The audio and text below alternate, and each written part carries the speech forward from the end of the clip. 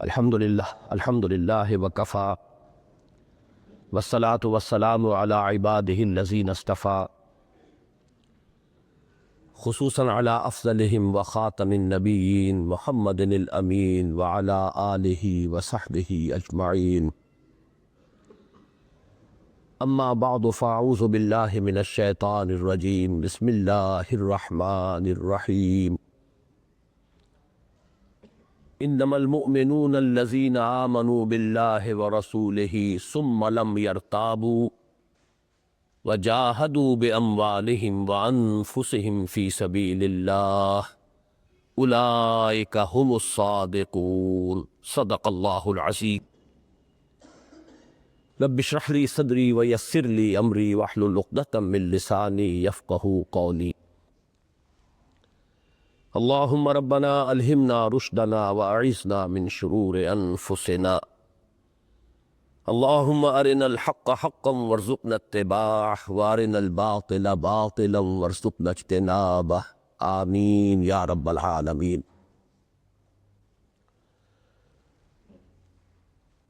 ہماری اس نظریاتی refresher course کے پروگرام میں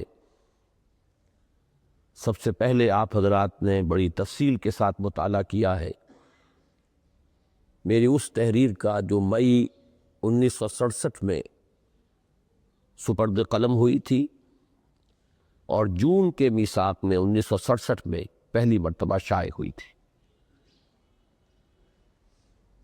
آپ نے خود محسوس کیا ہوگا کہ میرا جو بھی ذہن ہے، جو بھی فکر بنا ہے، جو بھی سوچ ہے، وہ بڑی جامعیت کے ساتھ اس تحریر میں آ گئی ہے۔ میں نے بھی ابھی جب یہ لیکچرز دیے ہیں دوبارہ 22.5 برس بعد، تو میں نے بھی یہ محسوس کیا کہ الحمدللہ کہ میری سوچ اور میرا فکر جو بھی کچھ ہے وہ اس وقت پختہ ہو چکا تھا۔ یہ ضرور ہے کہ اس کے خاکے میں بعض جگہوں پر رنگ اور گہرا ہوا ہے، بعض چیزیں مزید تفصیل کے ساتھ میرے سامنے واضح ہو کر آئی ہیں، لیکن یہ کہ جیسے آم کی گٹھلی میں پورا آم کا درخت پوٹینشلی بالقوہ موجود ہوتا ہے، اسی طرح اس مختصر تحریر میں میری وہ پوری سوچ مضمر ہے کہ جس کے نتیجے میں اس تحریر کے لکھے جانے کے تقریباً 5.5 سال بعد مرکزی انجمن خدام القرآن قائم ہوئی۔ پھر کچھ عرصے کے بعد اس قرآن اکیڈمی کا سنگ بنیاد رکھا گیا۔ پھر یہ کہ اسی زمانے میں تقریباً تنظیم اسلامی کی تاسیس ہوئی، اس لیے کہ سن 76 میں اس قرآن اکیڈمی کا سنگ بنیاد رکھا گیا تھا اور سن 75 میں تنظیم اسلامی کی تاسیس ہوئی۔ تو یہ جو مختلف ایسپیکٹس ہیں، مختلف شعبے ہیں کہ جو ہماری اس تحریک میں شامل ہیں، ان سب کا بنیادی فکر جو ہے وہ اس تحریر میں موجود ہے۔ اب آج جو ہمیں مطالعہ کرنا ہے اس کا جو ایک منطقی ربط ہے اس تحریر کے ساتھ، اسے سمجھ لیجئے۔ پہلی بات تو یہ ہے کہ اسلام کی نشأت ثانیہ میں ہم نے اس وقت جو دنیا کی کیفیت ہے تہذیب اور تمدن اور فکر کے اعتبار سے، اس سے اپنی گفتگو شروع کی، اور ساتھ ہی ہم نے جائزہ لیا کہ عالم اسلام میں کون کون سی قوتیں اور تحریکیں اس وقت برسر کار ہیں، ان کی کیا کیا کنٹریبیوشنز ہیں جو مثبت ہیں، پازیٹیو ہیں، کہاں کہاں کمی ہے، اور ہم نے جو کام اپنے لیے تجویز کیا ہے جس کے لیے کہ یہ اجتماعیت تشکیل دی ہے، اس کا صغرا کبرا کیا ہے، اس کے ہدف کیا ہے، اس کے بنیادی اقدامات کیا ہے۔ آج ہمیں ذرا ایک دوسری ڈائمنشن میں اپنے مطالعے کا آغاز کرنا ہے، اور وہ ایک زمانہ ہے اور منظر ہے۔ امت مسلمہ کی تاریخ 1400 رفع ہوئی، پھر یہ ہے کہ یہ پہلی امت نہیں تھی، جیسے کہ ایک حدیث میں آتا ہے کہ حضور نے فرمایا انا آخر المرسلین وانتم آخر الامم، میں رسولوں میں سب سے آخری رسول ہوں اور تم آخری امت ہو۔ تو تاریخ جو اسلام کی ہے در حقیقت وہ صرف حضور صلی اللہ علیہ وسلم کی ذات مبارک سے شروع نہیں ہوتی، بلکہ اس کا آغاز تو حضرت آدم سے ہے۔ اگرچہ حضرت آدم سے لے کر حضرت موسیٰ علیہ السلام تک کی تاریخ کوئی زیادہ تفصیلات کے ساتھ محفوظ نہیں ہے، ایک امت کی حیثیت سے پہلی مرتبہ بنی اسرائیل جو ہے وہ اس دنیا کی سٹیج پر نمودار ہوئے۔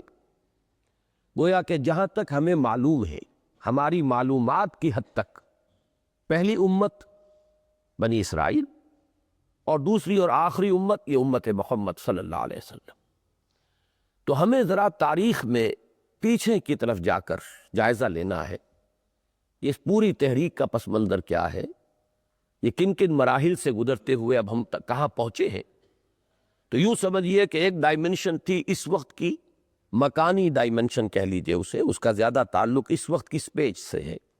اس وقت دنیا میں کون سا فلسفہ، کون سی فکر، کون سی تہذیب کا غلبہ ہے، اس کا صغرا کبرا کیا ہے، اس کے عناصر کیا ہے فکری، اور پھر یہ کہ اس کا رد عمل عالم اسلام میں کس کس طور سے ہو رہا ہے اور ہم کیا کر رہے ہیں۔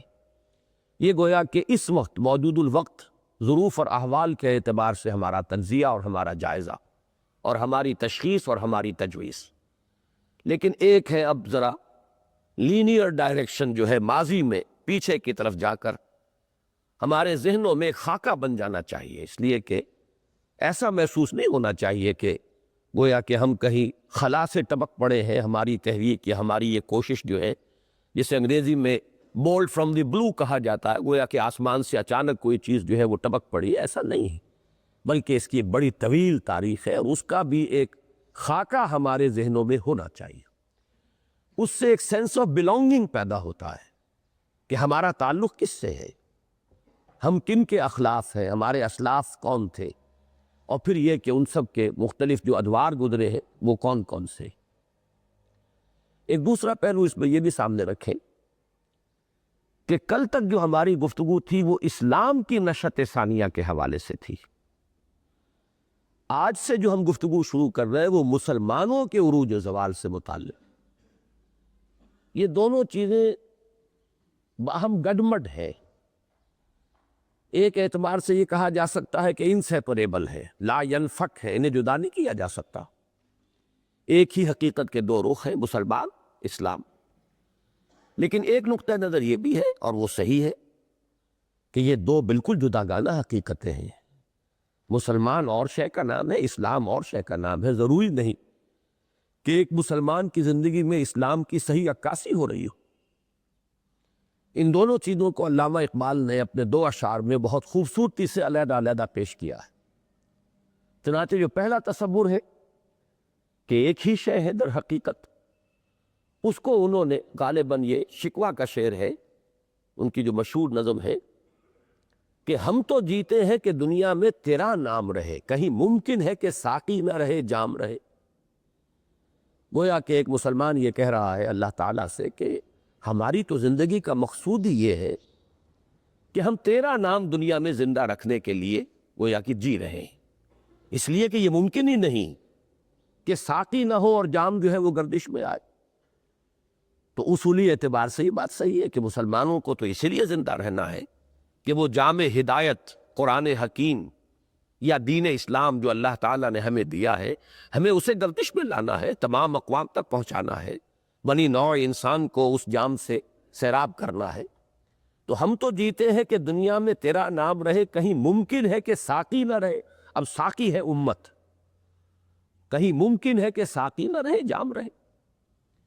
لیکن غالباً جواب شکوہ ہی میں اس کا دوسرا رخ بھی موجود ہے۔ اسی نظم کا جو جواب پھر لکھا تھا علامہ نے، تو نہ مٹ جائے گا ایران کے مٹ جانے سے، نشہ میں کو تعلق نہیں پیمانے سے۔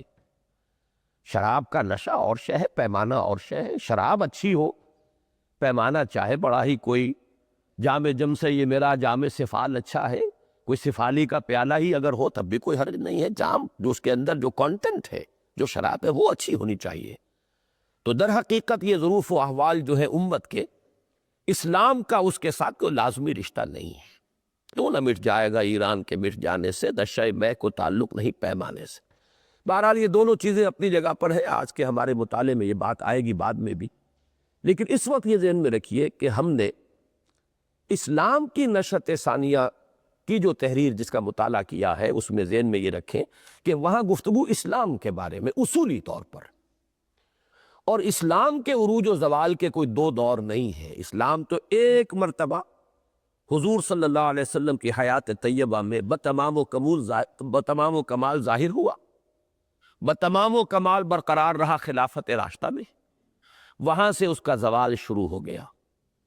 اگرچہ یہ خیال تو بالکل غلط ہے کہ ایک دم ختم ہو گیا، معاذ اللہ، ایسے بات تو نہیں ہے۔ بڑی عظیم عمارت تھی جو محمد الرسول اللہ صلی اللہ علیہ وسلم نے تعمیر فرمائی تھی، وہ اچانک کسی ایک جھٹکے سے، زلزلے کے کسی ایک ہی جو جھٹکا ہے اس سے وہ گر جانے والی عمارت نہیں تھی۔ البتہ یہ کہ اس کے اندر زوال کا آغاز ہو گیا خلافت راشدہ کے اختتام کے ساتھ ہی، اور وہ زوال مسلسل 1400 برس جو بھی اب ہو گئے، پونے 1400 برس یا 1350 برس جو بھی آپ کہیں، وہ مسلسل چلا آ رہا ہے۔ نشأت ثانیہ تو ایک ہی مرتبہ ہوگی، اب جب بھی ہوگی وہ کتنے لمبے پروسیس سے ہوتی ہے۔ نشأت ثانیہ کے معنی دوبارہ کا ابھار، دوبارہ اٹھنا۔ تو اسلام کی نشأت ثانیہ، نشأت اولا، اس اسلام کی جو مکمل ہوا محمد الرسول اللہ صلی اللہ علیہ وسلم اور اپنی تکمیلی شکل میں، اس کی نشأت اولا، پہلی مرتبہ کا اٹھنا، وہ حضور کے دست مبارک سے، اور بتمام و کمال وہ برقرار رہا خلافت راشدہ تک۔ اس کے بعد سے اس کا زوال ہے، تدریجاً وہ زوال آیا ہے، ہوتے ہوتے بہت سے مراحل سے گزرتا ہوا وہ زوال اپنی انتہا کو پہنچا ہے اس صدی میں۔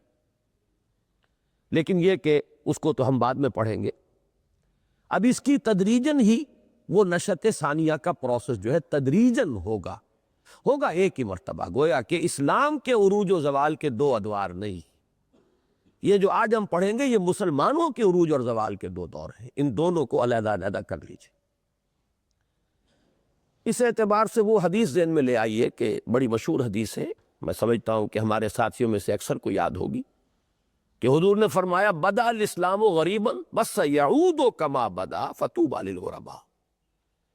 اسلام کا تو آغاز اس طرح سے ہوا کہ وہ اجنبی تھا، بالکل اس کا شناسہ، اس کا جان پہچان والا کوئی تھا ہی نہیں، اکیلے تھے محمد رسول اللہ صلی اللہ علیہ وسلم۔ بات شروع ہوئی، آپ نے فرمایا اس کے بعد اللہ نے غلبہ دیا ہے اسے، سطوت اور شوکت، حکومت، لیکن سیعود کما بدا، اب سین کے ساتھ جو آتا ہے فعل مضارع، اس میں انقریب، زیادہ دیر نہیں لگے گی، انقریب سیعود، انقریب وہ پھر لوٹ جائے گا اسی پہلی حالت میں، کما بدا، جیسے کہ اس کا آغاز ہوا تھا۔ فطوبی للغرباء، تو اب تہنیت ہے، مبارکباد ہے ان لوگوں کے لیے جو اسلام کے ساتھ اپنے آپ کو وابستہ رکھیں۔ اسلام اجنبی ہو جائے تو وہ بھی اجنبی ہو جائیں، وہ بھی اپنے ماحول کے اندر اجنبی بن کر رہ جائیں، آؤٹ کاسٹ ہو جائیں، ان کے جان پہچان والے نہ رہیں، ان کسی سوچ رکھنے والے نہ رہیں، انہیں اپنے ہم خیال لوگ نہ ملیں، ہم مقصد لوگ نہ ملیں، اس کے باوجود وہ اسلام کے دامن سے وابستہ رہیں، ان کے لیے تہنیت ہے، ان کے لیے مبارکباد ہے۔ تو یہ حدیث میرے اس مفہوم کو بڑی خوبصورتی سے ادا کر رہی ہے کہ اسلام کا عروج تو جو ہوا تھا وہ بہت ہی جلد زوال پذیر ہوا ہے، اور مسلسل زوال ہی زوال ہے جو چل رہا ہے، اور اسلام کی نشأت ثانیہ تو ایک ہی بار ہوگی، اور اب کہ ہوگی گلوبل ہوگی۔ کس پروسیس سے ہو کر ہوتی ہے یہ ابھی آج کے ہمارے مطالعے میں انشاءاللہ وہ بات آئے گی، لیکن یہ کہ جب ہوگی تو گلوبل ہوگی، پوری دنیا میں۔ جیسے موجودہ تہذیب گلوبل ہے، پوری اس کرۂ ارضی کے اوپر اس کا احاطہ ہے اور اس کا استیلاء ہے، اسی طرح اب اسلامی تہذیب آئے گی، اسلام کا غلبہ آئے گا تو وہ بھی گلوبل ہوگا، عالمی ہوگا۔ لیکن یہ کہ مسلمانوں کا معاملہ ذرا مختلف ہے، ان میں عروج و زوال کے دو دور آئے، یہ دوسری بات ہے جس کو ذہن میں رکھنا چاہیے کہ ہمارے مطالعے میں کل اور آج کے بارے میں جو فرق آ رہا ہے۔ تیسری بات یہ کہ کل کے مطالعے کے اختتام پر بہت سے حضرات نے محسوس کیا ہوگا کہ یہ ہم تنظیم اسلامی کے عنوان سے یہاں جمع ہوئے ہیں، تنظیم اسلامی کا یہ نظریاتی ریفریشر کورس ہے، لیکن اس پورے 9 گھنٹے کے مطالعے میں تنظیم کا ذکر تو بہت ہی کم اور بڑے ثانوی درجے میں بالکل اختتام پر جا کر آیا ہے۔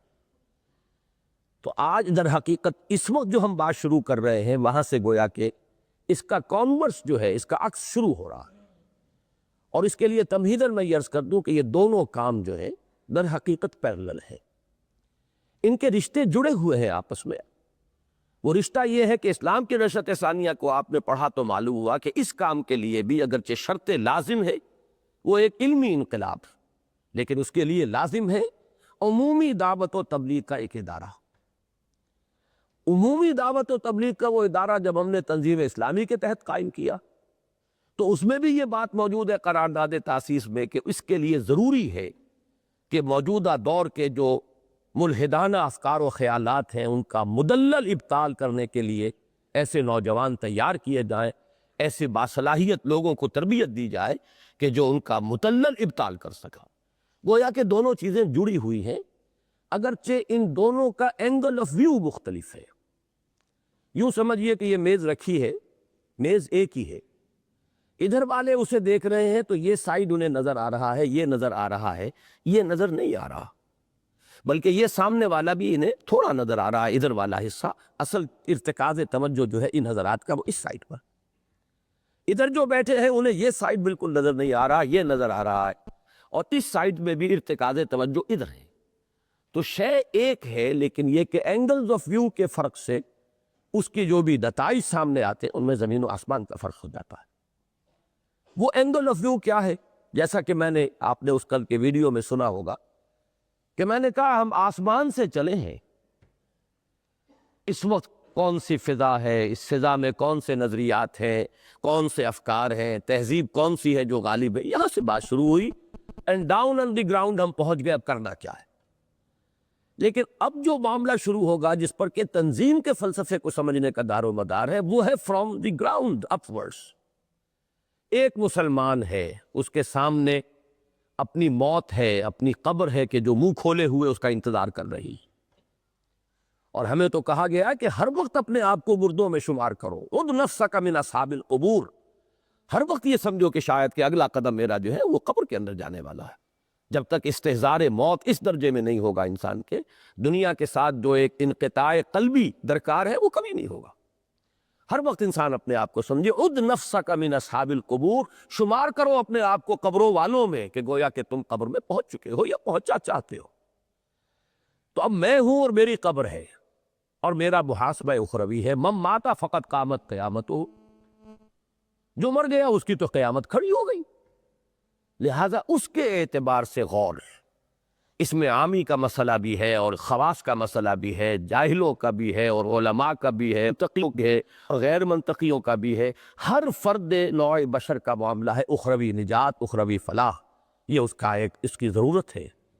لہذا اس کے اعتبار سے غور و فکر کہ پھر فرائض کیا ہے، کیا طرز عمل اختیار کریں کہ امید کی جا سکے کہ وہاں ہم نجات پا جائیں، یہ یہاں سے سوچ جب شروع ہوتی ہے تو پھر تنظیم کا صغرا کبرا سمجھ میں آئے گا۔ لیکن یہ کہ در حقیقت دونوں چیزیں پھر مٹ جائیں گی کہ اس کام کے لیے ایک عالمی انقلاب کے گلوبل ڈومینیشن کے لیے بھی لازم ہے وہ علمی انقلاب، لیکن اس کے لیے ضروری ہے ایک دعوت کا ایک عمومی ادارہ، اور اس کام کے لیے بھی اقامت دین جو ہمارے فرائض کے اوپر ٹاپ پر ہے اس کے لیے ضروری ہے کہ جدید نظریات کا پرزور اور مدلل ابطال کیا جائے۔ یہاں آ کر وہ ڈانڈے مل جاتے ہیں اور دونوں تحریکیں جو ہیں گویا کہ ایک ہی حقیقت کے دو ایسپیکٹس کی شکل اختیار کریں۔ اب آج ہمیں سب سے پہلے یہ جو کتاب ہے دعوت رجوع القرآن کا منظر اور پس منظر، اس کا جو حصہ دوم ہے اس کا پہلا مقالہ پڑھنا ہے جو بہت مختصر ہے، لیکن جن حضرات نے میری فرمائش کہہ لیں، ہدایت کہہ لیں، اس کے مطابق مقدمے کا مطالعہ کر لیا اس کتاب کے، ان کو معلوم ہے کہ میں نے اس کے بارے میں لکھا ہے کہ مجھے اپنی اس تحریر سے بہت محبت ہے۔ ویسے تو یہ کہ تحریر جو بھی ہوتی ہے، تصنیف، تالیف، تحریر، یہ ایک طرح کی تخلیق ہوتی ہے انسان کی، اور ہر خالق کو اپنے مخلوق سے بڑی محبت ہوتی ہے، تو لکھنے والوں کو اپنا ہر لفظ جو ہے وہ بہت ہی عزیز ہوتا ہے۔ وہ تو یہ سمجھتے ہیں کہ میں نے موتی ٹانکے ہیں، لیکن یہ کہ بہرحال ان کے اندر بھی ایک فرق اور تفاوت ہوتا ہے کہ بعض چیزوں سے ایک قلبی محبت اور قلبی لگاؤ زیادہ ہوتا ہے۔ تو یہ در حقیقت ان چند تحریروں میں سے ہے جو بہت مختصر ہے، لیکن جس پر کہ واقعتاً مجھے ایک پہلو سے بلکہ وہ لفظ فخر بھی میں استعمال کر رہا ہوں کہ فخر بھی ہے کہ میں نے بالکل پن پوائنٹ کیا ہے، اور میرے علم کی حد تک یہ بات اور کسی صاحب کی طرف سے میرے علم میں نہیں آئی ہے، واللہ عالم۔ پروفیسر یوسف سلیم چشتی صاحب نے بھی ایک دور میں ایک مقالہ لکھا تھا پورا کہ مسلمانوں کے اسلام سے دور ہو جانے کے اسباب کیا کیا ہیں. انہوں نے 8-10 سبب گنوائے تھے، لیکن وہاں بھی اصل بات جو تھی کہ یہ شروع کہاں سے ہوا ہے پروسیس، وہ ان کی گرفت میں وہ بات نہیں آئی تھی. یہ تو جو مقدمہ آپ نے پڑھا ہے تو اس کا تو آغاز ہی اس سے ہوا ہے کہ حضرت شیخ الہند نے بھی فرمایا کہ ہمارے زوال کا سبب ہے قرآن کو چھوڑ دینا. اب یوں سمجھیے کہ یہ علماء میں چوٹی کی ایک شخصیت ہے، استاد العلماء شیخ الشیوخ، اپنی 70 برس کی عمر میں یہ بات کہہ رہا ہے. تو یہ بات نہیں ہے کہ کوئی نوجوانی کے ترنگ کے اندر کوئی بات کہہ دی ہو، کسی وقت کو خاص خیال کی لہر آئی ہو اور وہ بات کہہ دی ہو. انہوں نے کہا 4 برس کا میرا غور و فکر جو ہے اس کا حاصل یہ. اور دوسری شخصیت جو کالجوں سے اور یونیورسٹیوں سے ابھر کر آئی، عظیم ترین شخصیت اس صدی کی پورے عالم اسلام کے اعتبار سے، حضرت شیخ الہند کا معاملہ تو ہندوستان تک ہے، یا یہ کہ کچھ افغانستان تک بھی ان کا اثر جو ہے، دیوبند کا چونکہ اثر بہت کافی گہرا ہے افغانستان تک بھی، تو آپ کہہ سکتے ہیں کہ پاکستان اور افغانستان، ہندوستان، بس یہی ممالک ہیں جو شیخ الہند سے واقف ہیں. لیکن یہ کہ علامہ اقبال کا معاملہ تو اس وقت پورے عالم اسلام کے اندر ہے، انہیں تسلیم کیا جاتا ہے اس دور کا بہت بڑا مفکر. اور ان کی تشخیص بھی یہی ہے جیسا کہ میں نے لکھا کہ خارز مہجور یہ قرآن شدی. بلکہ میں نے تو بارہا کہا ہے کہ میرے اپنے ذہن میں تو 10 برس کی عمر کا چپکا ہوا وہ شعر جو ہے اس نے نہ معلوم میری زندگی کے اندر کہاں کہاں کس کس جگہ پر جو ہے میری رہنمائی کی ہے، اور مجھے جہاں سے جہاں تک اللہ نے پہنچایا ہے اس میں کتنا بڑا ذریعہ اللہ نے اس شعر کو اس وقت میرے شعور میں چپکا کر جو اس نے فضل کیا تھا اس کا حصہ ہے کہ وہ زمانے میں معزز تھے مسلمان ہو کر اور تم خار ہوئے تاریک قرآن ہو کر. بعد میں وہ فارسی کلام بھی جب میں نے پڑھا کچھ تو پھر یہ جو کیفیت ہے، خار از مہجوری قرآن شدی شکوہ سنجے گردش دوران شدی اے چو شبنم بر زمی افتندئی در بغل داری کتاب زندئی. تو یہ دونوں عظیم اعاظم رجال جنہیں میں نے کہا ہے مقدمے میں، ان کا متفق ہو جانا ایک تجویز ایک تشخیص پر، یہ ایک بہت بڑی بات ہے. متفق گردید رائے بو علی بارائے من. لیکن یہ پروسیس شروع کہاں سے ہوا؟ آیا یہ کوئی سازش تھی، دشمنوں نے کیا ہے، یا یہ ہے کہ کوئی منطقی معاملہ ہے، کوئی فطری معاملہ؟ یہ فنومینن جو ہے آیا نیچرل فنومینن ہے، لاجیکل فنومینن ہے، یا یہ کہ کوئی اغیار کی سازش ہے، دشمنوں کی کارگزاری ہے؟ میں یہ سمجھتا ہوں کہ اس کے سٹارٹنگ پوائنٹ کو اس چھوٹے سے مضمون میں جس طرح میں نے معین کیا ہے، میرا خیال ہے، گمان ہے، خواہش سے میری یعنی اپنے بارے میں عجب پر آپ محمول کریں، میرا گمان یہ ہے کہ یہ بات شاید اس سے پہلے کسی نے نہ کہی ہو. اللہ تعالیٰ کی طرف سے بعض چیزوں پر خصوصی انشراح اللہ تعالیٰ اپنے بعض بندوں کو عطا کرتا ہے اور تبھی کوئی بات آگے بڑھتی ہے. تو وہ بات، 2 چیزیں جو ہیں اس میں اچھی طرح سمجھ لیجئے کہ اس مضمون میں 6 صفحوں میں 2 مضامین آئے ہیں. پہلا یہ کہ بدع الاسلام، اس کا عنوان جو ہے وہ کیا ہے؟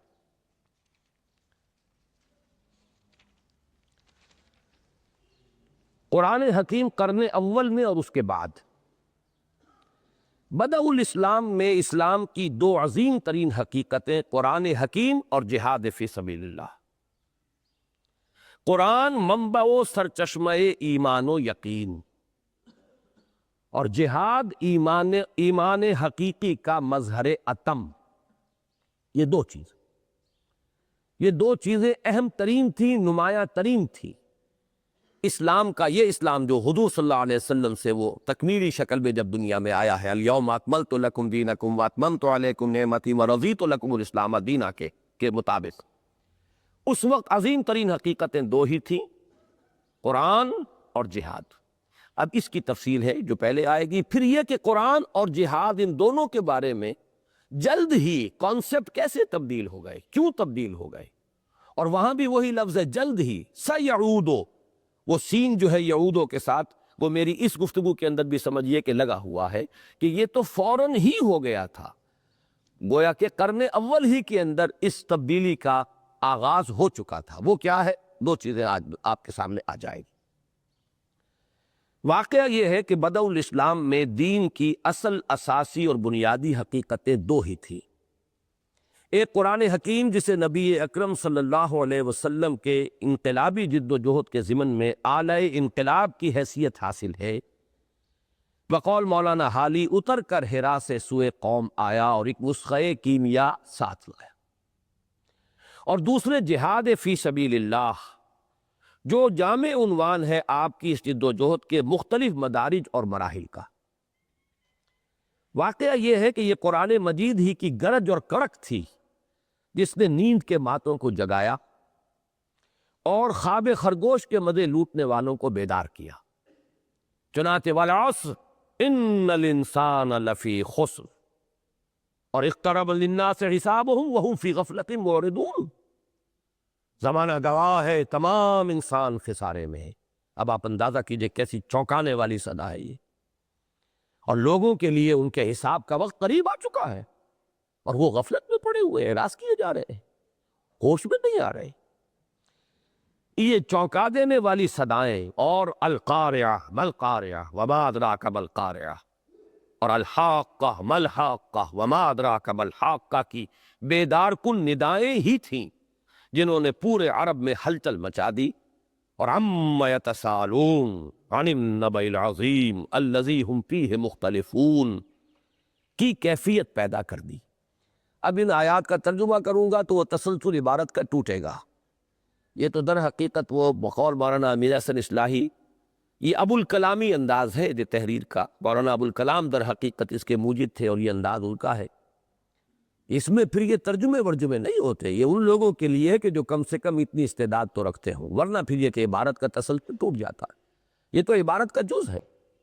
اما یتساءلون، یہ کس چیز کے بارے میں ایک دوسرے سے سوال کر رہے ہیں؟ چہمے گوئیاں شروع ہو گئی، اس لیے کہ جب اس طرح کی ندائیں ان سننے میں آئی، محمد الرسول اللہ صلی اللہ علیہ وسلم نے جب یہ آوازیں بلند کیے تو لوگوں میں ایک ہلچل پیدا ہوئی۔ اما یتساءلون، کس چیز کے بارے میں ایک دوسرے سے پوچھ گچھ کر رہے ہیں؟ عن النبأ العظیم، اس بہت بڑی خبر کے بارے میں، الذی ھم فیہ مختلفون، جس کے بارے میں یہ اختلاف میں مبتلا ہو گئے کہ یہ ہونے والی شے ہے، کیا واقعی حساب کتاب ہوگا؟ کیا واقعی ہم زندہ کیے جائیں گے؟ کیا واقعی ایک ایک لمحے کا ہمارا ہر عمل ریکارڈ ہو رہا ہے؟ کیا واقعی ہمارا ایک ایک لفظ جو ہے وہ کہیں ریکارڈ کیا جا رہا ہے؟ کیا ہمیں اس کی جواب دہی کرنی پڑے گی؟ تو یہ کیفیت در حقیقت جو ہے اس کی پشت پر ہے وہ چونکا دینے والی صدائیں، بیدار کن ندائیں۔ بقول مولانا حالی، وہ بجلی کا کڑکا تھا یا صوت ہادی، عرب کی زمین جس نے ساری ہلا دی۔ پھر اسی کی آیات بینات تھیں جنہوں نے هو الذی ينزل علی عبدہ آیات بینات لیخرجکم من الظلمات الی النور، وہی ہے جو نازل فرما رہا ہے اپنے بندے پر صلی اللہ علیہ وسلم یہ روشن آیات، تاکہ نکالے تمہیں اندھیروں سے روشنی کی طرف، کہ مصداق انسانوں کو شرک، الحاد، مادہ پرستی، حب عاجلہ اور حیوانیت محضہ کے ظلمات بعضها فوق بعض۔ یہ الفاظ نوٹ کیجئے، شرک، الحاد، یہ تو گویا کہ دو نظریاتی گمراہیاں ہیں۔ ایک تو یہ کہ ایک اللہ کو مان کر اور اللہ بھی اور الہ بھی اور آلہہ بھی شامل کر دیے گئے۔ ایک الحاد ہے انکار مطلق، جو موجودہ تہذیب کا گویا کہ خلاصہ سمجھ لیجئے۔ مادہ پرستی اس کا نتیجہ ہے۔ پھر تو ظاہر بات ہے کہ جو چیز مادی ہے، حقیقی ہے، واقعی ہے، پھر اسی کی پرستش ہوگی، اسی کے پیچھے لوگ لگیں گے، بھاگ دوڑ اسی کے لیے ہوگی۔ حب عاجلہ، یہ بھی وہ اسی کی، اس دنیا کی محبت، فوری طور پر جو نکلنے والے نتائج ہیں ہماری جد و جہد کے، ان پر توجہ کا ارتکاز، اور حیوانیت محضہ، جب روح کا انکار ہوا تو انسان صرف حیوان رہ گیا، اور ہیومن جو اس کی پرسنالٹی ہے اس میں اصل فیصلہ کن عمل دخل اس کے اینیمل انسٹنکٹس کو ہو گیا۔ یہ حیوانیت محضہ ہے کہ انسان صرف حیوان بن کر رہ گیا۔ وَلَا تَكُونُوا كَالَّذِينَ نَسُوا اللَّهَ فَأَنسَاهُمْ أَنفُسَهُمْ أُولَٰئِكَ هُمُ الْفَاسِقُونَ۔ یہ ہے ظلمات بعضها فوق بعض، تاریکیوں پر تاریکیاں، تہ بر تہ تاریکیاں۔ سب سے نیچی بنیادی تاریکی یا شرک یا الحاد، اس کے اوپر حب عاجلہ اور مادہ پرستی، نتیجہ انسان محض حیوان بن کر رہ گیا۔ یہ ہے ظلمات بعضها فوق بعض۔ ایسے مہیب اور ہولناک اندھیروں سے نکال کر ان آیات بینات نے انسان کو ایمان اور یقین کی روشنی سے بہرہ فرمایا۔ چنانچہ وہ ایک طرف عرفان الہی اور محبت خداوندی سے سرشار، یعنی مست بادہ الست ہو گئے۔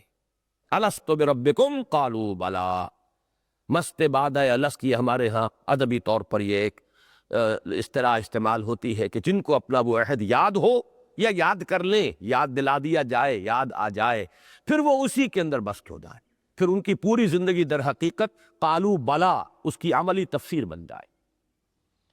اور دوسری طرف دنیا و مافیہا ان کے نگاہوں میں مچھر کے پر سے بھی حقیر تر ہو گئی۔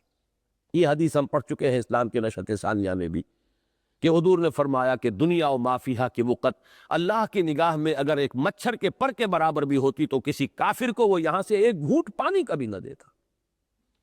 یہ مضمون ایک اور پیرا میں سورہ زخرف میں آیا ہے کہ ہم تو ان کافروں کو اس دنیا کے اندر ہم تو سونے کے محل بنا دیتے، اور اب بنائی دی ہے اللہ نے۔ اب آپ امریکہ میں جا کر دیکھیے تو سونے سے زیادہ قیمتی شے جو ہے ان کی تعمیر ان پر ہو رہی ہے۔ ابو ظبی پہ جا کر دیکھیے تو وہ نقشے نظر آ جائیں گے، ان کے لیے چارپائیاں بھی اور کواڑ بھی اور چوکھٹیں بھی سب سونے کی بنا دیتے۔ ہماری نگاہ میں تو کوئی وقت اس کی نہیں، یہ سب کچھ ہم نے انہیں دے دیا تو اس لیے دے دیا کہ ہماری نگاہ میں کوئی وقت نہیں۔ مچھر کے پر کے برابر بھی وقت ہوتی تو کسی کافر کو ایک گھونٹ پانی بھی اللہ تعالیٰ نہ دیتا۔ تو جب تک یہ باطنی کیفیت نہ ہو در حقیقت گویا کہ ابھی وہ حال نہیں بنا ہے ایمان کا حال بن جانا۔ کل جہاں ہم اس اپنے نشأت ثانیہ کے دوسرے حصے میں جہاں پہنچے تھے وہاں سے اب ہمارا آغاز ہو رہا ہے، اور وہ کلیتاً طالب عقبہ بن گئے۔ اب وہ طالب دنیا کے نہ رہے، دنیا کی بجائے آخرت کے عقبہ کی۔ مزید برآں وہی تھا، وہی سے مراد قرآن حکیم جو موعظۃ من ربکم بھی بن کر آیا اور شفاء لما فی الصدور بھی۔ یہ سورہ یونس کی آیات جو ہیں، اس آیت میں یہ لفظ آیا ہے یا ایھا الناس قد جاءتکم موعظۃ من ربکم وشفاء لما فی الصدور۔ چنانچہ اسی کے ذریعے لوگوں کا تزکیہ نفس بھی ہوا اور تصفیہ قلب و تجلیہ روح بھی۔ یہ ذرا تین الفاظ ثقیل آئے ہیں لیکن نوٹ کر لیجئے۔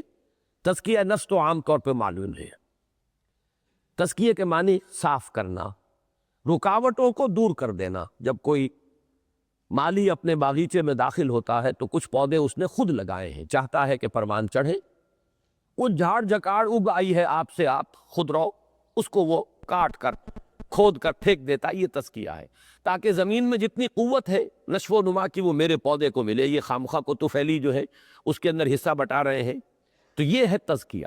تو انسان کے نفس کا تزکیہ، تاکہ اللہ تعالیٰ چاہتا ہے کہ یہ انسان جس رخ پر ترقی کرے اس پر ترقی کرے اور وہ رکاوٹیں جو ہے وہ اس سے دور کر دی جائیں۔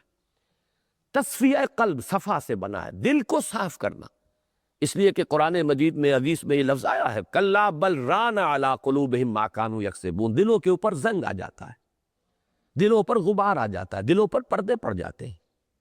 جیسے کہ ایک حدیث میں آیا، وہ حدیث بھی جو قرآن مجید کے حقوق والا کتابچہ اس میں موجود ہے، کہ حضور نے فرمایا کہ ان هذه القلوب لتصدع كما يصدع الحديد اذا اصابه الماء۔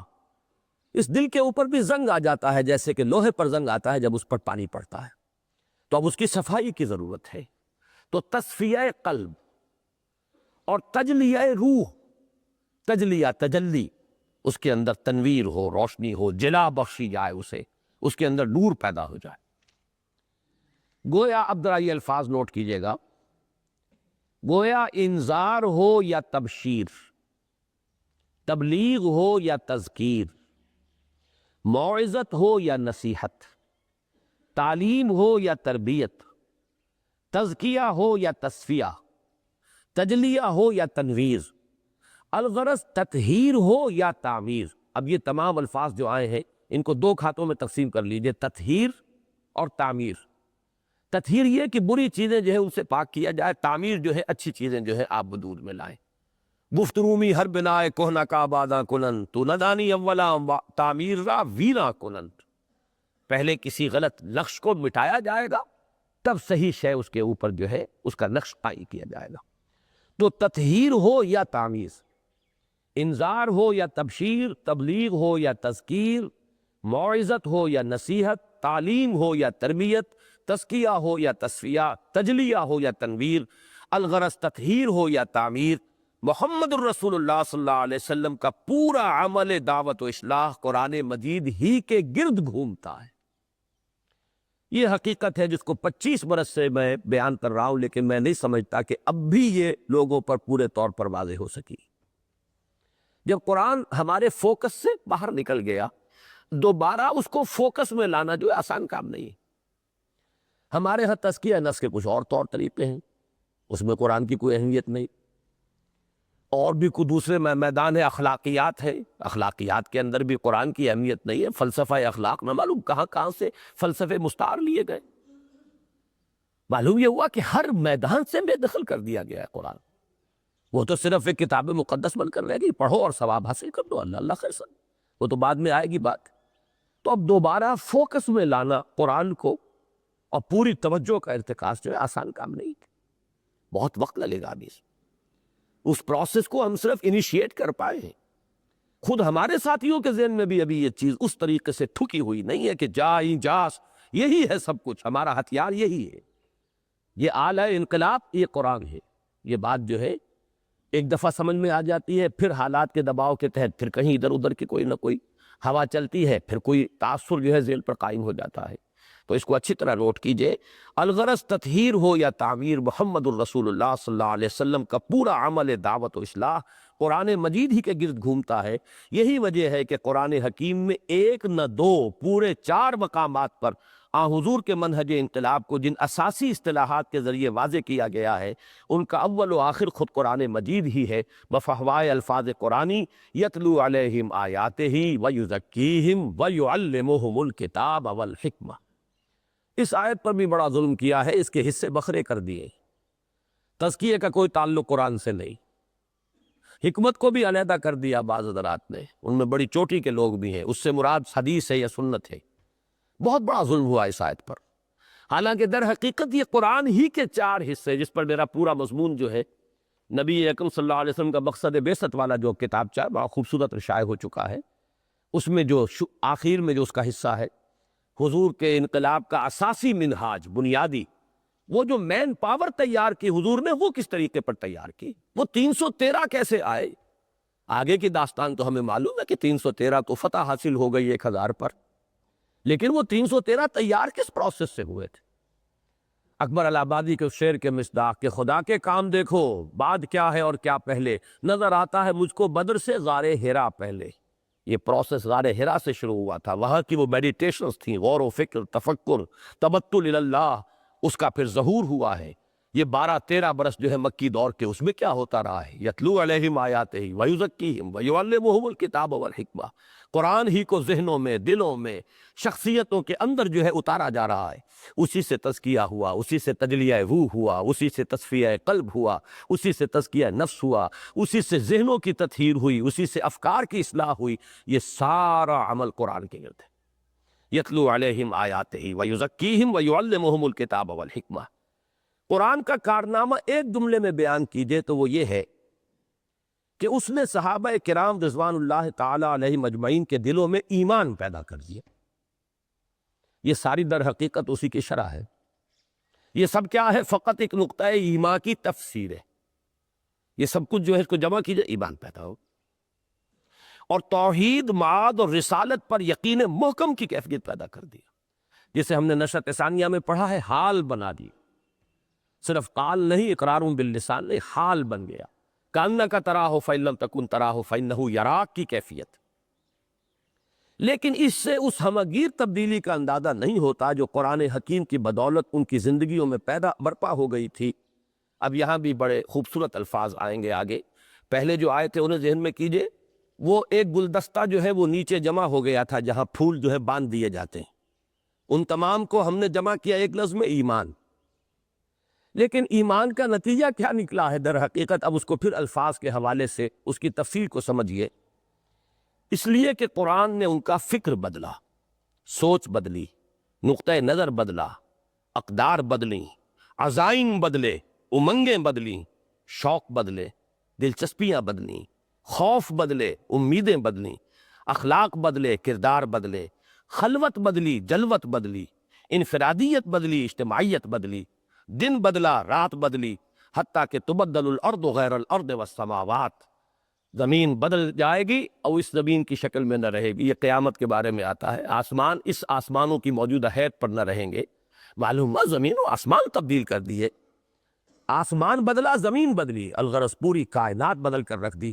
اور اس پوری تبدیلی کا ذریعہ ذریعہ اور آلہ ہے قرآن حکیم کی آیات بینات۔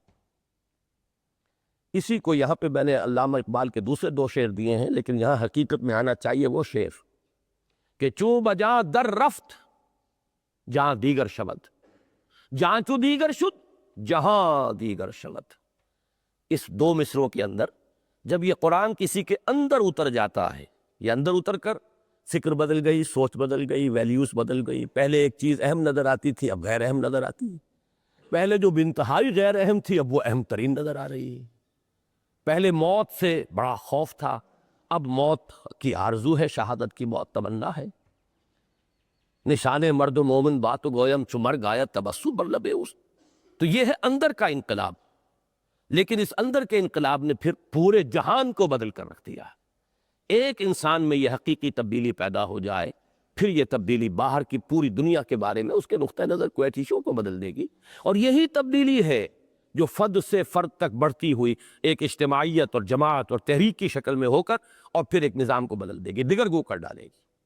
چو بجاں در رفت جہاں دیگر شود، جہاں چو دیگر شد جہاں دیگر شود۔ بندہ مومن ز آیات خداست، این جہاں اندر بریو چو قباست۔ چو کہن گردد جہان دربرش، می دہت قرآن جہان دیگرش۔ بندہ مومن تو اللہ تعالیٰ کی نشانیوں میں سے ایک نشانی ہے، اور یہ جہان جو ہے یہ در حقیقت اس کی قبا کے اندر کا ایک لباس ہے۔ جب وہ اندر کا لباس پرانا ہو جاتا ہے، بوسیدہ ہوتا ہے، قرآن اسے ایک اور نیا لباس عطا کر دیتا ہے، ہر دور میں ایک نئی کیفیت کے ساتھ، نئی شان کے ساتھ۔ کل یوم ہوا فی شأن، جیسے کہا گیا ہے، اللہ تعالیٰ ہر دن ایک نئی شان سے جلوہ گر ہوتے ہیں، ایک نئی ان کی یوں سمجھیے کہ توجہ کہہ لیں، عمل کہہ لیں، ان کی تخلیقی قوتیں، ان کی تخلیقی جو بھی انرجی ہے وہ اور شکل کے اندر ظاہر ہوتی ہے۔ یہ کوئی ایک سٹیٹک کانسیپٹ نہیں ہے کائنات کا، بلکہ یہ کہ یہ کائنات ابھی ناتمام ہے، شاید کہ آ رہی ہے دمادم صدائے کن فیکون۔ اسی طرح قرآن مجید بھی کسی ایک خاص دور کے لیے نازل نہیں ہوا، زمانے بدلتے جائیں گے، پرانے لباس کے مانند زمانہ جو ہے وہ اپنے ادوار کو تبدیل کرتا رہے گا۔ قرآن میدہت قرآن جہان دیگرش، ایک نیا جہان قرآن اس کے سامنے پیش کرتا رہے گا۔ اب اس سے اگلا قدم آ رہا ہے، یہ تو ایمان کی ایک تعبیر ہے، قرآن سے ایمان، ایمان سے یہ کیفیات۔ تبدیلی اگر حقیقی اور واقعی ہو تو اس کے کوک سے لازماً تصادم اور کشمکش جنم لیتے ہیں۔ یہ فقرہ بہت ہی عمدہ فقرہ ہے، اس کو انڈرلائن کر لیجیے۔ دیکھیے آپ ایک خاص ماحول میں رہ رہے ہیں، کوئی فرکشن نہیں، کوئی تصادم نہیں، جو لوگوں کی سوچ ہے وہ آپ کی سوچ ہے، جو لوگوں کی جس چیز کی فکر ہے وہی آپ کے فکر، اب اسی کی فکر آپ کو دامن گیر ہے، تو کہیں بھی کوئی فرکشن نہیں ہوگی، تصادم نہیں ہوگا۔ دفعتاً آپ کی دنیا بدل گئی، آپ کی سوچ بدل گئی، آپ کا فکر بدل گیا، آپ کی دلچسپیاں بدل گئی، آپ کے ارادے، امنگیں، عزائم بدل گئے۔ اب اس ماحول کے ساتھ تصادم آپ کا ناگزیر ہے۔ نہیں ہو رہا تو اس کا مطلب ہے تبدیلی صرف سطحی سی ہے، اوپر سے رنگ لگا لیا گیا ہے، وہ ملمع ہے، حقیقی نہیں ہے۔ تبدیلی اگر حقیقی اور واقعی ہو تو اس کے کوک سے تصادم اور کشمکش لازماً جنم میں۔ اس جملے کو پھر میں کہہ رہا ہوں کہ انڈرلائن کیجئے، یہ ایک انڈیکس ہے، پیمانہ ہے، اگر وہ تصادم نہیں ہے تو تبدیلی حقیقی نہیں ہے۔ ذالک قولہم بافواہہم، یہ ان کے زبانوں سے نکلنے والے الفاظ ہیں، ان کے اندر کوئی معنی نہیں ہے، حقیقت نہیں ہے۔ جن کے مراحل تبدیلی کی نوعیت اور مقدار کی نسبت سے کم و بیش ہو سکتے ہیں، مراحل بدلیں گے کشمکش کے، ان کے اندر کہیں زیادتی ہوگی، کہیں کمی ہوگی، لیکن کشمکش اور تصادم یہ لازماً نتیجہ ہے تبدیلی کا۔ ایمان نے جو تبدیلی صحابہ کرام میں پیدا کی، اس نے جس تصادم اور کشمکش کو جنم دیا، اس کے جملہ مدارج و مراحل کا جامع عنوان ہے جہاد فی سبیل اللہ۔ جہاد کے معنی ہم نے بتائے، مجاہدہ، جہاد، کشاکش، کھینچ تان، کشمکش، تصادم، مقابلہ، آپ اپنا سا زور لگا رہے ہو، دوسرے اپنا سا زور لگا رہے ہو۔ اسی کے لیے میں نے پہلے لفظ جہاد استعمال نہیں کیا، تصادم اور کشمکش۔ تبدیلی اگر حقیقی اور واقعی ہوگی تو اس کے کوک سے تصادم اور کشمکش لازماً جنم لے گے۔ وہ تبدیلی اگر وہ تبدیلی ہے جو ایمان پیدا کرتا ہے تو اس کے نتیجے میں جہاد فی سبیل اللہ پیدا ہوگا۔ مراحل اور مدارج مختلف ہو سکتے ہیں، لیکن اس کو جان لیجئے کہ ایمان کا لازمی نتیجہ جہاد فی سبیل۔ یہی ہے جو میں نے آیت شروع میں بھی جو ہے تلاوت کی تھی۔ ایمان حقیقی کی ڈیفینیشن سورہ حجرات کی وہ انتہائی اہم اور مرکزی آیت، انما المؤمنون الذین آمنوا باللہ ورسولہ ثم لم یرتابوا وجاہدوا باموالہم وانفسہم فی سبیل اللہ۔ حقیقتاً تو مومن صرف وہ ہے جو ایمان لائے اللہ پر اور اس کے رسول پر، پھر شک میں نہیں پڑے، یقین کی کیفیت، اور اس یقین کا ظہور، اس کا مظہر وجاہدوا باموالہم وانفسہم فی سبیل اللہ، پھر جہاد کیا انہوں نے اپنی جانوں اور مالوں کے ساتھ اللہ کی راہ۔ اب اس کشمکش کے مراحل کو سمجھیے، اسی لیے میں کہتا ہوں مجھے اپنی تحریر بہت پسند ہے، میرے پورے قرآنی فکر کا خلاصہ ہے اس میں، پورے منتخب نصاب کا لب لباب ان 6 صفحات کے اندر ہے۔ بلکہ اس کے اندر اضافی بات وہ ہے جو میں نے عرض کیا کہ قرآن کی طرف سے جو توجہ ہٹی ہے تو اس کا پروسیس شروع کہاں سے ہوا، وہ اضافی بات ہے جو منتخب نصاب کا موضوع نہیں۔ منتخب نصاب کا موضوع تو ایمان، عمل اور پھر جہاد، اور جہاد کے مراحل یہی ہیں۔ اس سب کا خلاصہ ان 6 صفحات میں، بلکہ 4 صفحات میں ہے۔ اس تصادم اور کشمکش کا اولین ظہور انسانوں کی اپنی شخصیت کے داخلی میدان کارزار میں ہوا، کیونکہ انسان بھی تو کوئی ایک شخصیت نہیں ہے، انسان میں 2 شخصیتیں ہیں۔ انسان میں اس کے اینیمل انسٹنکٹس بھی ہیں، اس کا اِڈ ہے، اس کا لیبیڈو ہے، اس کی نفسانی خواہشات ہیں، اسے مال سے محبت ہے، انہ لحب الخیر لشدید، وہ دنیا میں غلبہ چاہتا ہے، ڈومینیشن چاہتا ہے، بغیم بینہم، یہ بھی اس کے اندر موجود ہے۔ تو اب ظاہر بات ہے کہ ایمان جو ہے وہ داخل ہوا دل میں، اور اس دل کے اوپر نیچے سے بھی کچھ اثرات آ رہے ہیں، اس کے نفس امارہ کے۔ اب یہاں ایک میدان کارزار جو ہے انسان کی اپنی شخصیت کی، باطنی شخصیت کے میدان میں اب ایک جنگ شروع ہو جائے گی۔ سب سے پہلے یہ جنگ ہے، یہ تصادم ہے جس کا نام جہاد ہے، جہاد مع النفس۔ جو حضور سے پوچھا گیا ای الجہاد افضل یا رسول اللہ، آپ نے فرمایا ان تجاہد نفسک فی طاعت اللہ، سب سے افضل جہاد کون سا ہے اللہ کے رسول؟ فرمایا یہ کہ تم اپنے نفس کے ساتھ جہاد کرو، اسے اللہ کا مطیع بناؤ۔ نفس ما ہم کم تر فرعون نیست لیکن ایراؤن نیست، میرا نفس بھی فرعون سے کم نہیں ہے۔ بڑا پیارا شعر ہے مولانا روم کا، پھر بہت سے دروس میں آپ نے سنا ہوگا۔ جیسے فرعون نے کہا تھا کہ الیس لی ملک مصر، یہ مصر کی حکومت میری ہے، میرا حکم چلے گا، ایسے میرا نفس کہتا ہے یہ وجود میرا ہے، اس پر میری مرضی چلے گی۔ نفس ما ہم کم تر فرعون نیست۔ یہی وجہ ہے کہ مجاہدہ مع النفس کو افضل الجہاد قرار دیا گیا۔ پھر جب یہ ایمان اشخاص کے باطن میں اس طرح راسخ اور مستولی ہو گیا کہ ریب اور تشکک کے کانٹے نکل گئے، ریب، شک، تشکک، یہ شک ہی سے باب تفاعل میں شک حاصل کرنا، شک میں پڑ جانا، یہ کانٹے نکل گئے، تو اسی جہاد و مجاہدے کا ظہور عالم خارجی میں ظالموں، سرکشوں اور خدا کے باغیوں سے کشمکش اور تصادم کی صورت میں ہوا، جس کا مقصد قرار پایا تکبیر رب وربک فکبر۔ تو یہ 2 جہاد ہو گئے۔ پہلا اندر ہوا ہے، اپنی شخصیت کے اندر۔ اب اسی کیفیت کو کہا جاتا ہے، جب میں نے یہ کہا کہ جب یہاں پر تمکن حاصل ہو گیا، راسخ اور مستولی ہو گیا، اسی کا نام ہے یا ایتھا النفس المطمئنہ ارجعی الی ربک راضیۃ مرضیہ۔ جب تک یہ ایمان، اور ایمان ظاہر بات ہے کہ وہ تو غذا بنی ہے قلب اور روح کی، اور ادھر سے انسان کے جو لوور انسٹنکٹس ہیں، اینیمل انسٹنکٹس ہیں، ان کا دباؤ پڑ رہا ہے، کشمکش ہو رہی ہے۔ جب تک کیفیت یہ تھی کہ یہ اینیمل انسٹنکٹس غالب تھے تو ان النفس لامارۃ بالسوء، یہ نفس تو برائی کا حکم دیتا ہی ہے، اور ہم ہاتھ جوڑ کر اس کی پیروی کرتے ہی۔ یہ ہے کیفیت اولا، پہلی کیفیت۔ اب ایک کشمکش ہوئی، کبھی آپ ور ہو گئے، ایمان جیت گیا، کبھی نفس جیت گیا۔ اگر یہ کیفیت ہے، اس کا نام ہے نفس لوامہ، کہ جب نفس جیت جاتا ہے تو اندر سے کوئی ملامت کرنے والی شے، یہ کیا کیا تم نے، یہ غلط کام کیا تم نے، یہ نہیں کرنا چاہیے تھا۔ یہ نفس لوامہ کی کیفیت ہے۔ ابھی گویا کہ ڈاما ڈول معاملہ ہے، سی سو ہے، کبھی یہ اوپر ہو گیا، کبھی یہ اوپر ہو گیا، جیسے کہ وہ بچے کھیلتے ہیں۔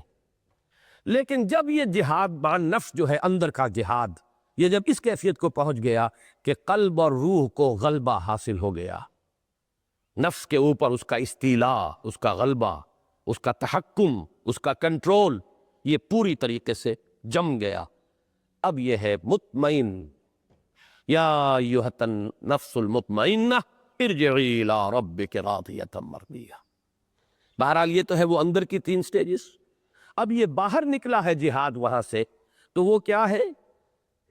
عالم خارجی میں ظالموں، سرکشوں اور خدا کے باغیوں سے کشمکش اور تصادم کی صورت میں ہوا، جس کا مقصد قرار پایا تکبیر رب۔ تکبیر رب سورہ مدثر، یا ایھا المدثر قم فانذر وربک فکبر۔ اب دیکھیے پہلا جہاں سے آغاز تھا ہمارا وہ انذار تھا، ہوش میں آؤ، جاگو، القاریہ ملقاریہ وما ادراک ملقاریہ، یہ انذار تھا۔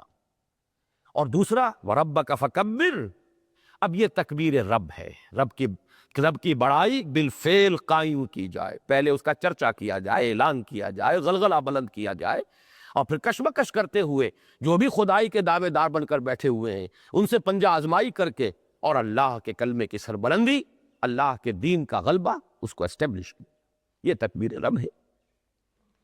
تو سورہ مدثر کا بھی ہمارا جو ہمارا مسلسل درس قرآن ہے، ابھی سورہ مزمل ہم نے ختم کی ہے، اگلا درس جو ہے سورہ مدثر کی ان 3 آیات ہی کا ہوگا انشاءاللہ۔ اقبال کے 2 اشعار اس میں بہت خوب ہیں۔ یا وسعت افلاک میں تکبیر مسلسل، یا خاک کی آغوش میں تسبیح و مناجات۔ سبحان اللہ سبحان اللہ سبحان اللہ، 1000 دانے کی تسبیح لے کر بیٹھے ہوئے ہیں، اور الحمدللہ الحمدللہ الحمدللہ یہ ہو رہا ہے، لیکن باطل کے غلبے سے کوئی فکر نہیں، کوئی تشویش ہی نہیں، کوئی چنتا ہی نہیں۔ وہ یا خاک کی آغوش میں تسبیح و مناجات، اور وہ ہے اللہ اکبر، اس کا نعرہ۔ یا وسعت افلاک میں تکبیر مسلسل، یا خاک کی آغوش میں تسبیح و مناجات، وہ مسلک مردان خداگاہ خدا مست۔ دیکھیے دونوں الفاظ جو کل بھی آئے تھے، معرفت ربانی اور معرفت نفس، اپنے آپ کو پہچانو اور اپنے رب کو پہچانو، اپنی حقیقت، اپنی عظمت، اپنا مقام۔ تو وہ مسلک مردان خداگاہ خدا مست، اور یہ مذہب ملا و جمادات و نباتات، یہ تسبیح و تحمید اور اس کی لمبی لمبی تسبیحیں، اور اس کے ساتھ یہ تو تسبیح کر رہا ہے کائنات کا ذرہ ذرہ، گھاس کا تنکا بھی پڑا ہوا تسبیح کر رہا ہے، ہر شے یسبح للہ ما فی السماوات و ما فی الارض۔ انسان سے تو کچھ اور درکار تھا، فرشتوں نے بھی یہی کہا تھا نحن نسبح بحمدک ونقدس لک، پروردگار ہمارے سمجھ میں نہیں آ رہا کمی کون سی ہے، تسبیح و تحمید و تقدیس میں لگے ہوئے ہم، کس لیے یہ خلافت اور کس لیے آدم کی تخلیق؟ تو معلوم ہوا انسان سے کچھ اور درکار ہے، کچھ اور مطلوب ہے۔ وہ جو اقبال کے شعر ہیں شاید پوری طرح اس وقت مجھے مستحضر نہ ہو، کہ مقام بندگی دیگر مقام عاشقی دیگر۔ یہ مقام بندگی صرف انسان سے درکار نہیں، مقام عاشقی درکار ہے۔ بندگی تو کائنات کا ذرہ ذرہ کر ہی رہا ہے، انسان کے بھی سلوک میں پہلا مرحلہ ہے بندگی، اس سے آگے تو عاشقی ہے۔ عاشقی کیا ہے؟ ضروری سجدہ بھی خواہی ز خاکی بے شدا خواہی۔ نوری مخلوق سے، ملائکہ سے تو سجدہ چاہیے، تسبیح چاہیے، تحمید چاہیے، اور خاکی انسان سے کچھ اور چاہیے۔ چرا خود را نگہداری کہ بائی بے نیازی ہا، شہادت بر وجود خود ز خون دوستاں خاری۔ بندوں سے تو درکار یہ ہے کہ اب میری راہ میں آؤ، جنگ کرو، گردنیں کٹواؤ۔ خون دوستاں، اپنے دوستوں کے خون سے اپنے وجود پر شہادت چاہیے تجھے۔ بندوں سے یہ درکار ہے اس خاکی وجود سے، اور نوری وجود سے صرف سجدہ اور تسبیح و تحمید۔ وہ مقام بندگی ہے، یہ مقام عاشقی ہے۔ مقام بندگی دیگر مقام عاشقی دیگر، ز نوری سجدہ می خواہی ز خاکی بیش ازاں خواہی، چنا خود را نگہداری کہ بائی بے نیازی ہا، شہادت بر وجود خود ز خون دوستاں خواہی۔ بہرحال یعنی اللہ تعالیٰ کی کبریائی کا اقرار و اعلان اور اس کی حاکمیت مطلقہ کا بالفعل قیام و نفاذ۔ اب یہ 2 چیزوں کو نوٹ کر لیجئے۔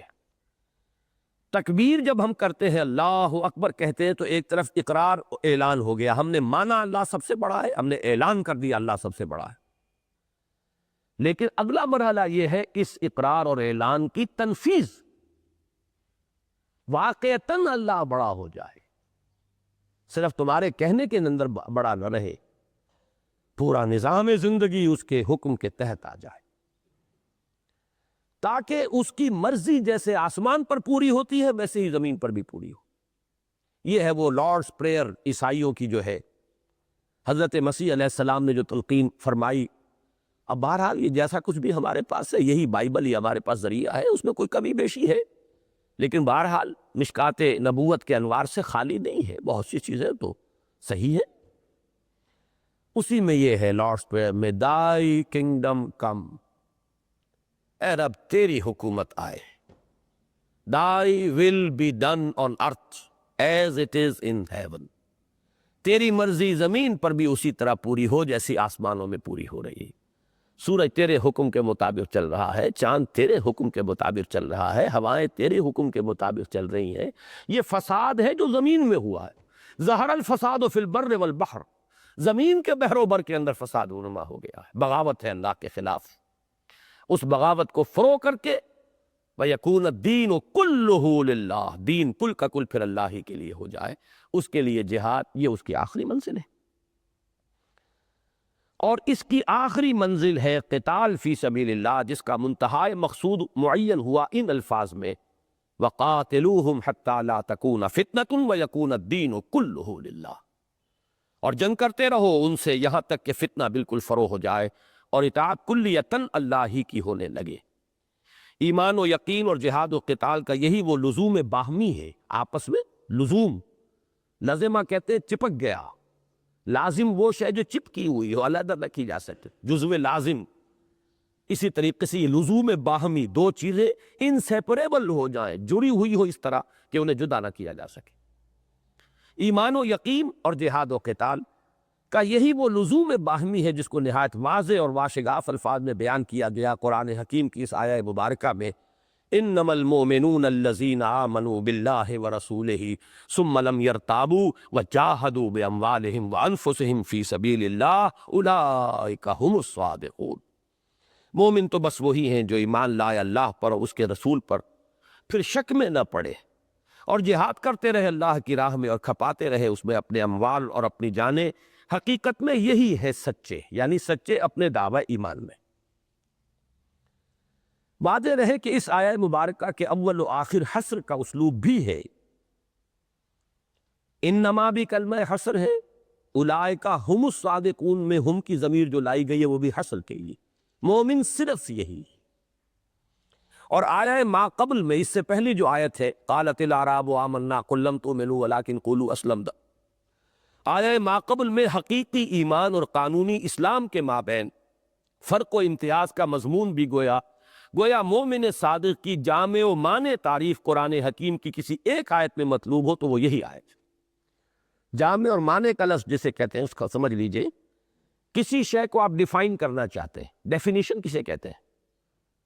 ایک شے بالکل معین ہو جائے، معین تبھی ہوگی جبکہ کوئی اشتباہ غیر سے نہ رہے، اس کے سوا جو ہے اس سے وہ علیحدہ ہو جائے اور اس کا کوئی جز اس سے باہر نہ رہے، تو اسے کہتے ہیں جامع و مانع تعریف۔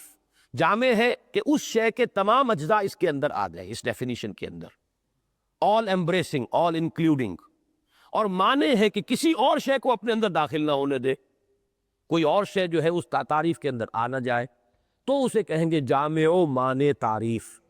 تو جامع و مانع تعریف میرے نزدیک، میرے مطالعے کی حد تک اس ایمان کی، بندہ مومن کی، اس کے لیے اہم ترین مقام سورہ حجرات کی آیت نمبر 15 ہے۔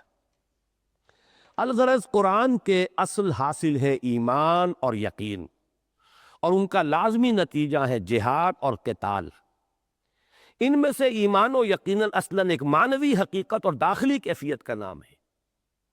اب اگر یہ ہمارے مزاج کے خلاف نہ ہوتا تو میں ذرا یہاں ایک انسان کا ڈھانچہ سا بنا کر، پھر دل تو اس کے اندر ہے نا، چھپا ہوا ہے، ایک ہاتھ میں قرآن، ایک ہاتھ میں تلوار، قرآن سے وہ کرنٹ فلو کر رہا ہے دل کی طرف، ایمان، یقین، جذبہ، جوش، جہاد، اور یہ کرنٹ ہے جو دوسرے ہاتھ کو، تلوار کو طاقت فراہم کر رہا ہے۔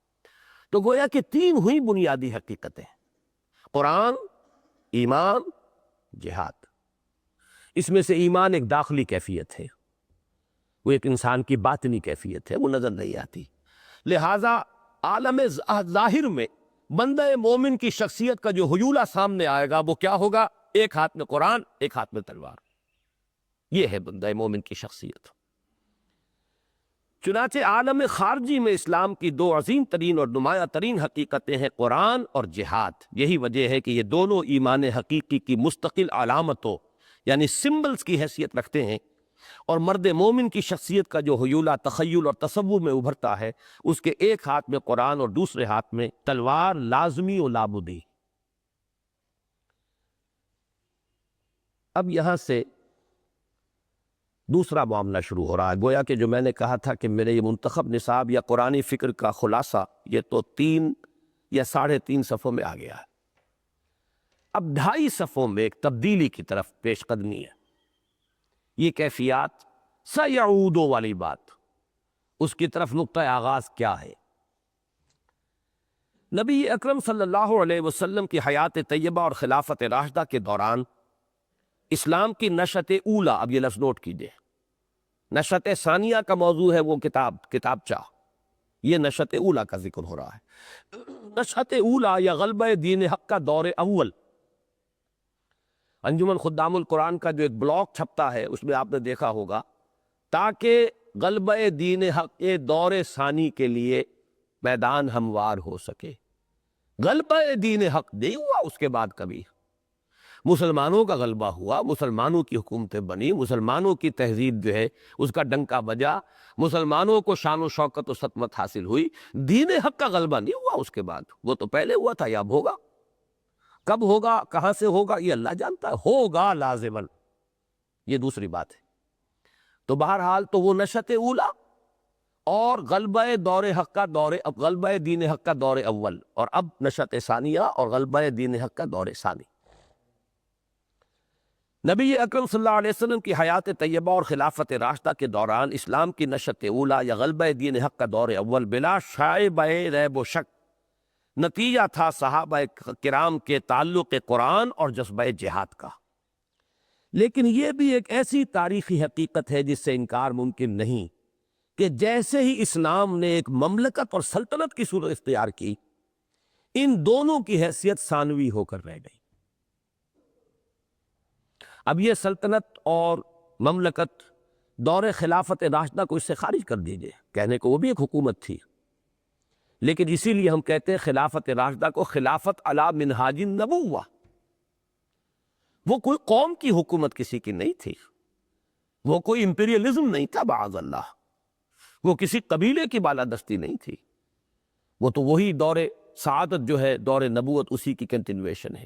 لیکن جیسے ہی وہ ایک مملکت بنی، دور ملوکیت کا جیسے ہی آغاز ہوا، سلطنت اقوام غالب کی ہے جادوگری، جب سے اس دور کا آغاز ہوا ہے، یہ دونوں پس منظر میں فیڈ کرتے چلے گئے۔ یہ آج آپ کو سمجھ میں آئے گا، ٹیلی ویژن پہ کبھی آپ دیکھتے ہو کوئی سین جو ہے وہ رفتہ رفتہ غائب ہوتا ہے، ایک دم نہیں، وہ فیڈ کرتے، اسے فیڈ کرتے کرتے ختم ہو جاتا ہے۔ یہ دونوں چیزیں جو اصل میں تھی فور فرنٹ میں، یہ فیڈ اوے کرنا شروع کیا انہوں نے، یہ پیچھے کو ہٹتی ہوئی اور ان کی کیفیت ثانوی ہوتی چلی گئی۔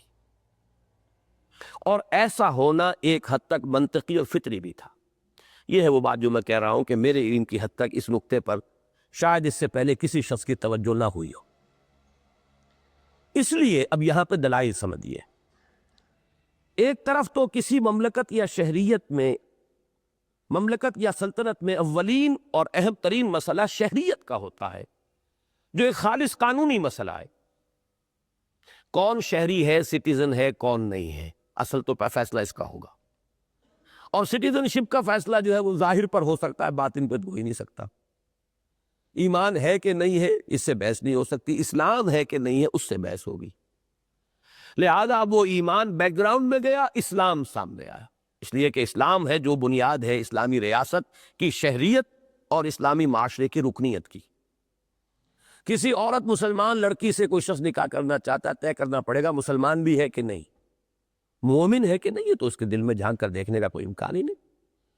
صرف وہ لیگل ریکوائرمنٹ پوری کرتا ہو کہ یہ مسلمان ہے، legally he should be a Muslim, he can marry. مسلمان والدین کی انہیریٹنس کے لیے، ان کی وراثت حاصل کرنے کے لیے کسی کا مسلمان ثابت ہونا ضروری ہے.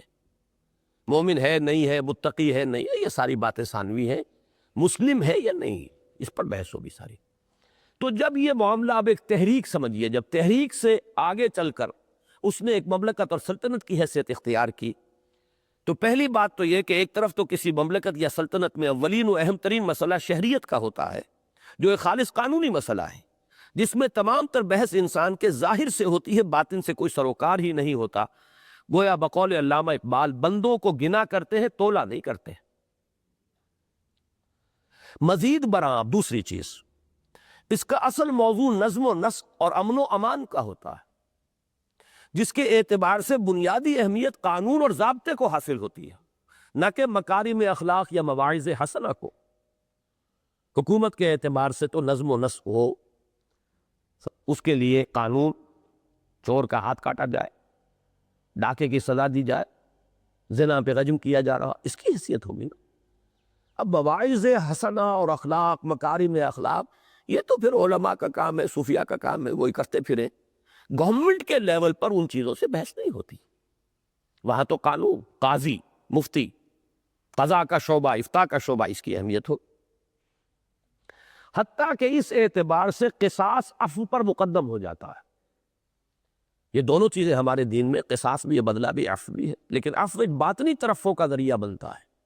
آپ بدلہ لینے پر قادر ہو لیکن معاف کر دیں، آپ کی روحانی ترفع ہوگا آپ کو. لیکن یہ کہ اگر آپ کسی کو قانون بنا دیں تو جو بدمعاش ہیں ان کی حوصلہ افزائی ہوگی. اس معاشرے کے لیے اور حکومت کے نظم و نسق کے لیے تو سزا کا دیا جانا ضروری ہے، تاکہ اور سزا بھی ایسی ہو کہ جو ایک کو ملے تو ہزاروں کے جو ہے رونگٹے کھڑے ہو جائیں، ایسے سزا دی جائے. اس لیے کہ اس کے بغیر ایریڈیکیشن جو ہے کرائم کی، وہ ممکن نہیں ہے. اور دوسری طرف سلطنتوں اور مملکتوں کو، خواہ وہ اصولی اور نظریاتی ہی ہو، اصل سروکار اپنی حفاظت و مدافعت سے ہوتا ہے. اصولوں اور نظریات کی تبلیغ و اشاعت ہوتی بھی ہے تو ثانوی درجے میں اور حکومتوں کی مصلحتوں کے تابع رہ کر. ایک حکومت ہے، سلطنت ہے، اس کا فرسٹ جو کنسرن ہوگا وہ اپنی حدود کی حفاظت ہے، دفاع. کوئی دشمن کسی طرف سے گھس نہ آئے. لیکن یہ کہ نظریات کی پریچنگ، یہ تو بالکل یہ کہ مصلحتوں کے تابع ہوگی. جس درجے میں آپ کر سکیں تو کر سکیں، نہیں تو بہرحال اپنی مملکت کا دفاع تو کرنا ہے. یہ ہے وہ 3 پوائنٹس کہ جنہوں نے ایمفیسس کا شفٹ ہو گیا. آپ دیکھیے یہاں پر بھی صورت وہی بنی ہے، شفٹ آف ایمفیسس. جیسے نشأت ثانیہ میں ساری بحث ہماری گویا کہ اس کے گرد ہے کہ خدا اور کائنات، روح اور مادہ اور جسم، حیات اخروی، حیات دنیاوی، یہ 3 ایک طرف، یہ 3 ایک طرف. ایمفیسس ادھر ہو گیا، ادھر سے ہٹ گیا. اب کیا کرنا ہے؟ دوبارہ اس پر لانا ہے. اس سوئی کو دوبارہ پھیرنا ادھر آسان کام نہیں. یہ تو سمجھیے کہ ڈان جو بہہ رہا ایک رخ پر، اس کے رخ کو تبدیل کرنے والی بات ہے. اسی طریقے سے جب تک اسلام تحریک کے درجے میں ہوگا، انقلابی تحریک کا مرحلہ جو کنٹینیو کر رہا تھا، حضور کے بعد صحابہ کرام در حقیقت اسی مشن کی عالمی تکمیل کے لیے نکلے تھے. وہی اسلام کی ڈومینیشن پیش نظر تھی. شہادت ہے مطلوب و مقصود مومن، نہ مال غنیمت نہ کشور کشائی. جب تک کہ وہ ایک تحریک کی شکل رہی ہے، حضور کا دور سعادت اور خلافت راشدہ جو خلافت علی منہاج النبوہ ہے. اصل زور کس شے پر رہا؟ جہاد، قتال، ایمان، باطنی کیفیات، ان چیزوں کے اوپر. جب مملکت اور حکومت اور سلطنت کا معاملہ جو ہے آ گیا، اب دفاع اپنی سرحدوں کا. نظریاتی تبلیغ کچھ ہو سکتی ہو تو ٹھیک ہے، یا یہ کہ یہ دوسرے لوگوں کا کام ہے، یہ صوفیاء کریں، علماء کریں. نمبر 2، اب اصل اہمیت ہے قانون کی. اور اصل اہمیت جو ہے وہ اس کی ہے کہ کوئی شخص مسلمان ہے کہ نہیں ہے. دستور میں بنیادی بات یہ ہوگی، ایمان کا معاملہ جو ہے وہ ثانوی ہے. جسے اللہ دے دے بہت بڑی بات ہے، ایمان بھی حاصل ہو جائے، یقین بھی حاصل ہو جائے، لیکن بیسک کیٹیگری جو ہے آپ کی وہ مسلم ہے، مومن نہیں ہے. یہی وجہ ہے کہ جب اسلام مملکت اور سلطنت کے دور میں داخل ہوا تو اصل زور یعنی ایمفیسس ایمان کے بجائے اسلام پر. یہ بھی وہ اسی طرف تھا، یہ تقابل بنے گا. اب اسلام کے ایمان کے بجائے اسلام پر، یقین کے بجائے اقرار و شہادت پر، اشہد ان لا الہ الا اللہ و اشہد ان محمد رسول اللہ، اور باطن سے بڑھ کر ظاہر پر ہو گیا۔ نتیجتاً قرآن حکیم بھی منبع ایمان اور سرچشمہ یقین ہونے کی حیثیت، نتیجتاً قرآن حکیم کے بھی منبع ایمان اور سرچشمہ یقین ہونے کی حیثیت مؤخر اور نگاہوں سے اوجل ہوتی چلی گئی، اور کتاب قانون اور یکے از ادلہ اربعہ ہونے کی حیثیت مقدم اور مرکز توجہ بنتی چلی گئی۔ یہ بات سمجھ میں ذرا نہیں آئی ہوگی۔ دیکھیں، جب اصل اہمیت قانون کی ہے تو اب سوچئے قانون اسلامی کے سرچشمے کون کون سے ہیں۔ ان کو کہا جاتا ہے اصول فقہ کی اصطلاح میں ادلہ اربعہ، دلیل، دلائل، ادلہ دلیل کی جمع ہے۔ قانون اسلامی میں دلیل اول کیا ہے؟ قرآن۔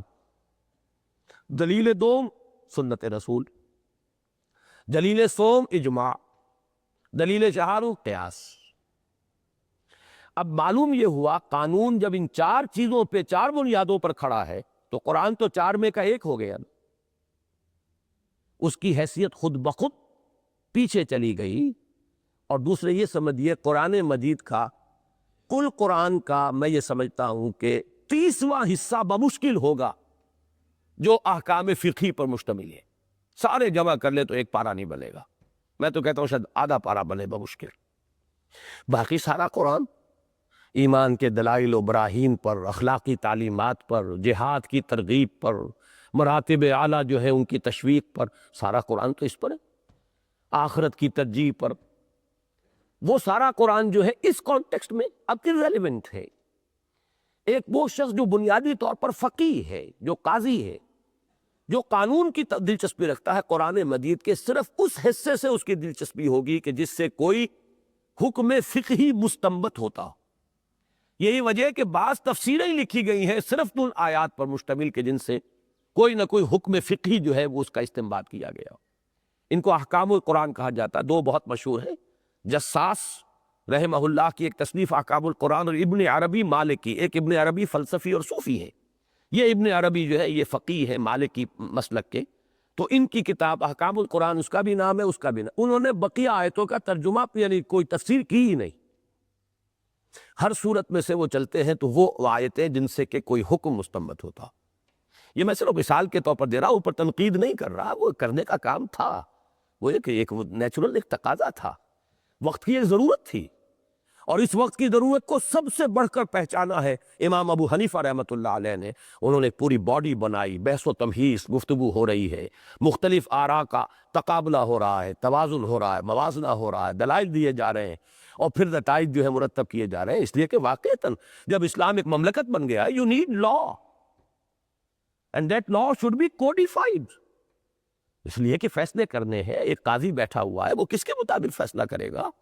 ہر قاضی جو ہے وہ مجتہد تو نہیں ہے اپنی جگہ پر، ایک بڑی وسعت کے ساتھ جو ہے، بڑی تیزی کے ساتھ مملکت وسعت پذیر ہے، ان میں ہر جگہ آپ کو نظم و نسق کا معاملہ ہے، قاضی بھیجنے ہیں، مفتی بھیجنے ہیں، تو ان کے لیے ٹریننگ درکار ہے، پوری سول سروس جو ہے اس کے لیے آپ کو ٹریننگ درکار ہے۔ لہذا ہوتے ہوتے توجہ جو ہے قرآن مجید کے، وہ صرف یکے از ادلہ اربعہ، چار دلیلوں میں سے ایک دلیل کی حیثیت مقدم اور مرکز توجہ بنتی چلی گئی، اور پھر جیسے جیسے مملکت اور سلطنت کے تقاضے پھیلتے گئے اور قانون کی عملداری وسیع ہوتی گئی، قرآن مجید تو چار میں کے ایک کی حیثیت میں پس منظر میں گم ہوتا چلا گیا۔ یہ وہی فیڈنگ اوے۔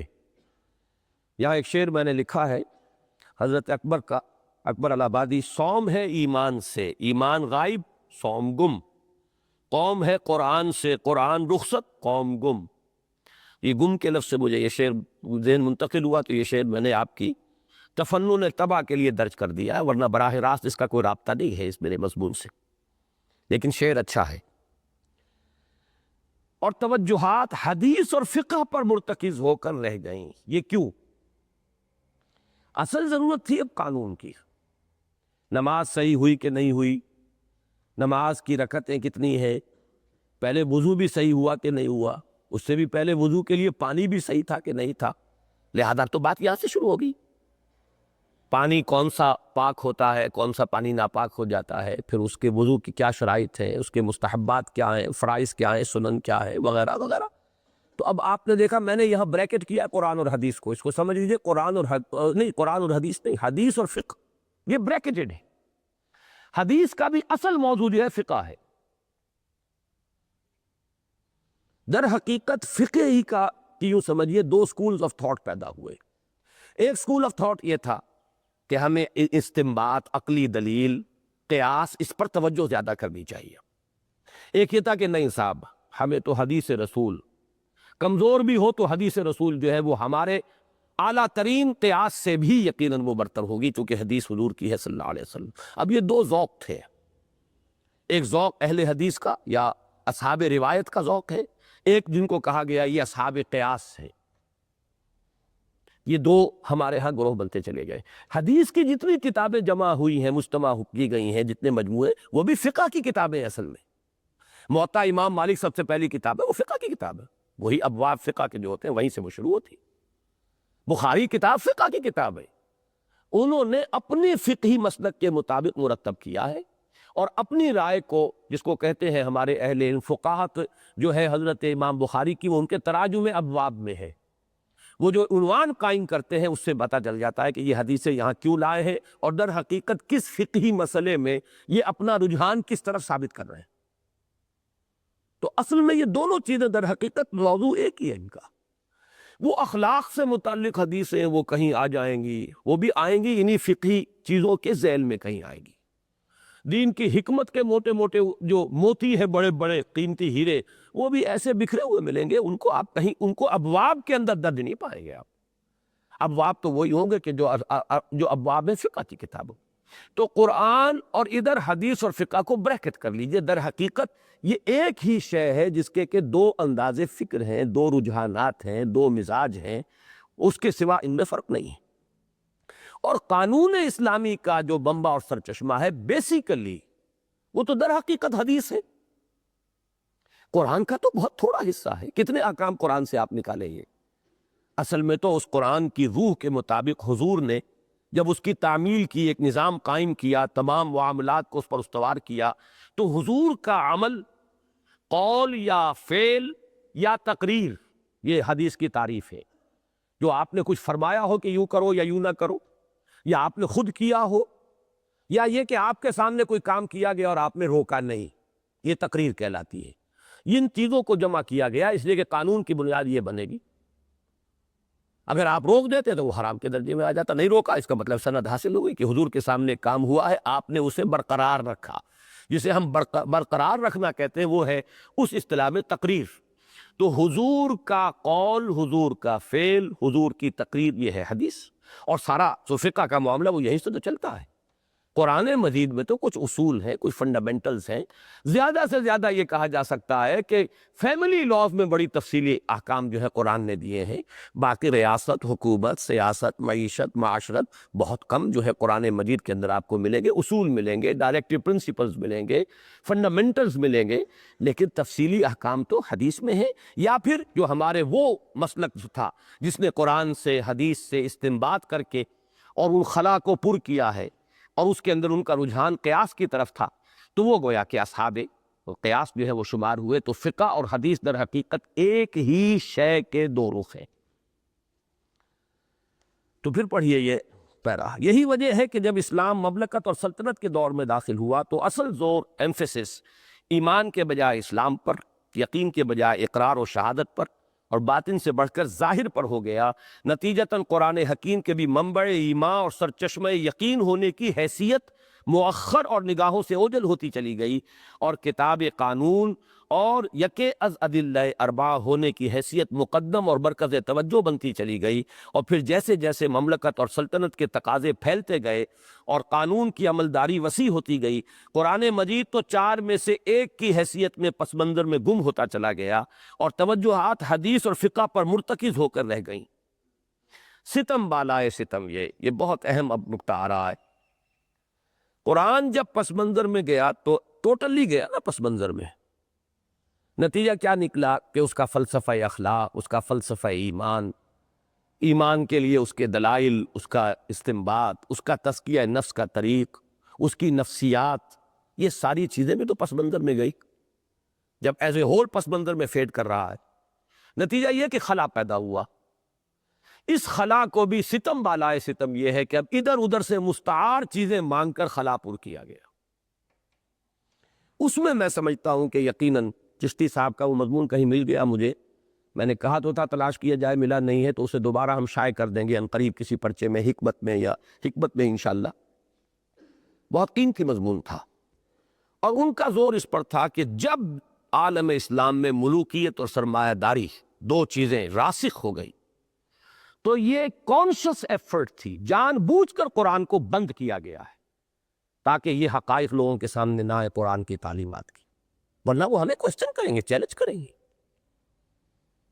یہ جو سرمایہ داروں کی جو مذمت ہوتی ہے قرآن مجید میں، ان کے اوپر جس طریقے سے گولہ باری ہوتی ہے صورتوں کے اندر، وَيْلٌ لِكُلِّ هُمَزَةٍ لُمَزَةٍ الَّذِي جَمَعَ مَالًا وَعَدَّدَهُ يَحْسَبُ أَنَّ مَالَهُ أَخْلَدَهُ كَلَّا لَيُنبَذَنَّ فِي الْحُطَمَةِ. تو وہ تو چاہتے تھے یہ بند ہی رہے تو بہتر ہے. ان چیزوں کی بجائے ادھر ادھر سے لاؤ، فلسفے کہیں اور سے لاؤ، اخلاقیات کے لیے تعلیم کہیں اور سے لاؤ، تصوف کے لیے نظریات کہیں اور سے مانگو جو انہیں پیسو تصوف سکھائیں.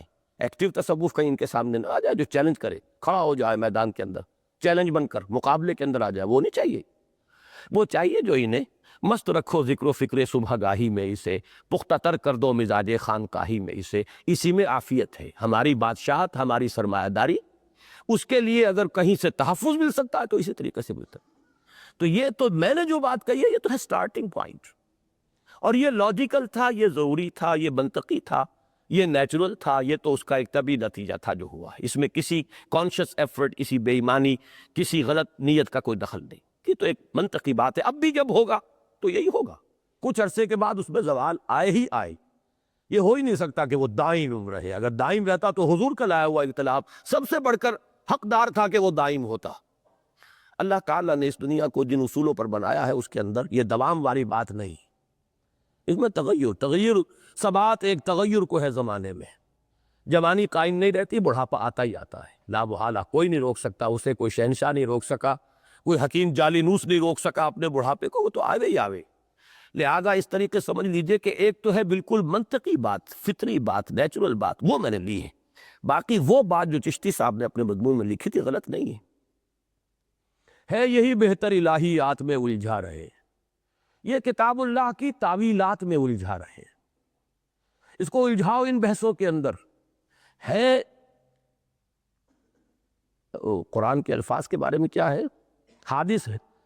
الفاظ حادث یا قدیم ہے. کتاب اللہ کے الفاظ حادث یا قدیم، امت مرحوم کی ہے کس عقیدے میں نجات، ابن مریم مر گیا یا زندہ جاوید ہے. اس طرح کے مسائل، ان کو لے کر اٹھ کھڑے ہو، الجھاؤ انہیں، مناظرے دکھاؤ، کشتیاں دکھاؤ. علماء جو ہے ایک دوسرے کے ساتھ جو ہے وہ ان کو دنگل، آج آپ کے کرکٹ کے میچ دکھاتے ہیں، پہلے انہوں نے دنگل مولویوں کے دکھائے. لڑ رہے ہیں یہاں پر، مناظرے ہو رہے ہیں، تاکہ اس کے اندر ان کو مست رکھو، ان کو اس کے اندر دلچسپی جو ہے اس پہ پیدا کرو. اسی طریقے سے ہے کتاب اللہ کے الفاظ حادث یا قدیم، امت مرحوم کی ہے کس عقیدے میں نجات. ایک اور شعر اسی طرح کا ہے صفات ذات حق، حق سے جدا یا عین ذات. یہ جو لا عین ولا غیر کی بحثیں چلی ہیں، یہ صفات ذات حق، حق کا جز ہے، عین ذات ہے یا اس کے سوا ہے، کوئی شے اضافی ہے. ان کے اندر الجھایا گیا ہے. اور اس میں میں یہ سمجھتا ہوں کہ خاص طور پر دور بنو عباس کے اندر تو جب اس کا زوال کا آغاز ہوا، وہ ہمارا اگلا مضمون ہے جس کا مطالعہ کریں گے تو بات سامنے آئے گی.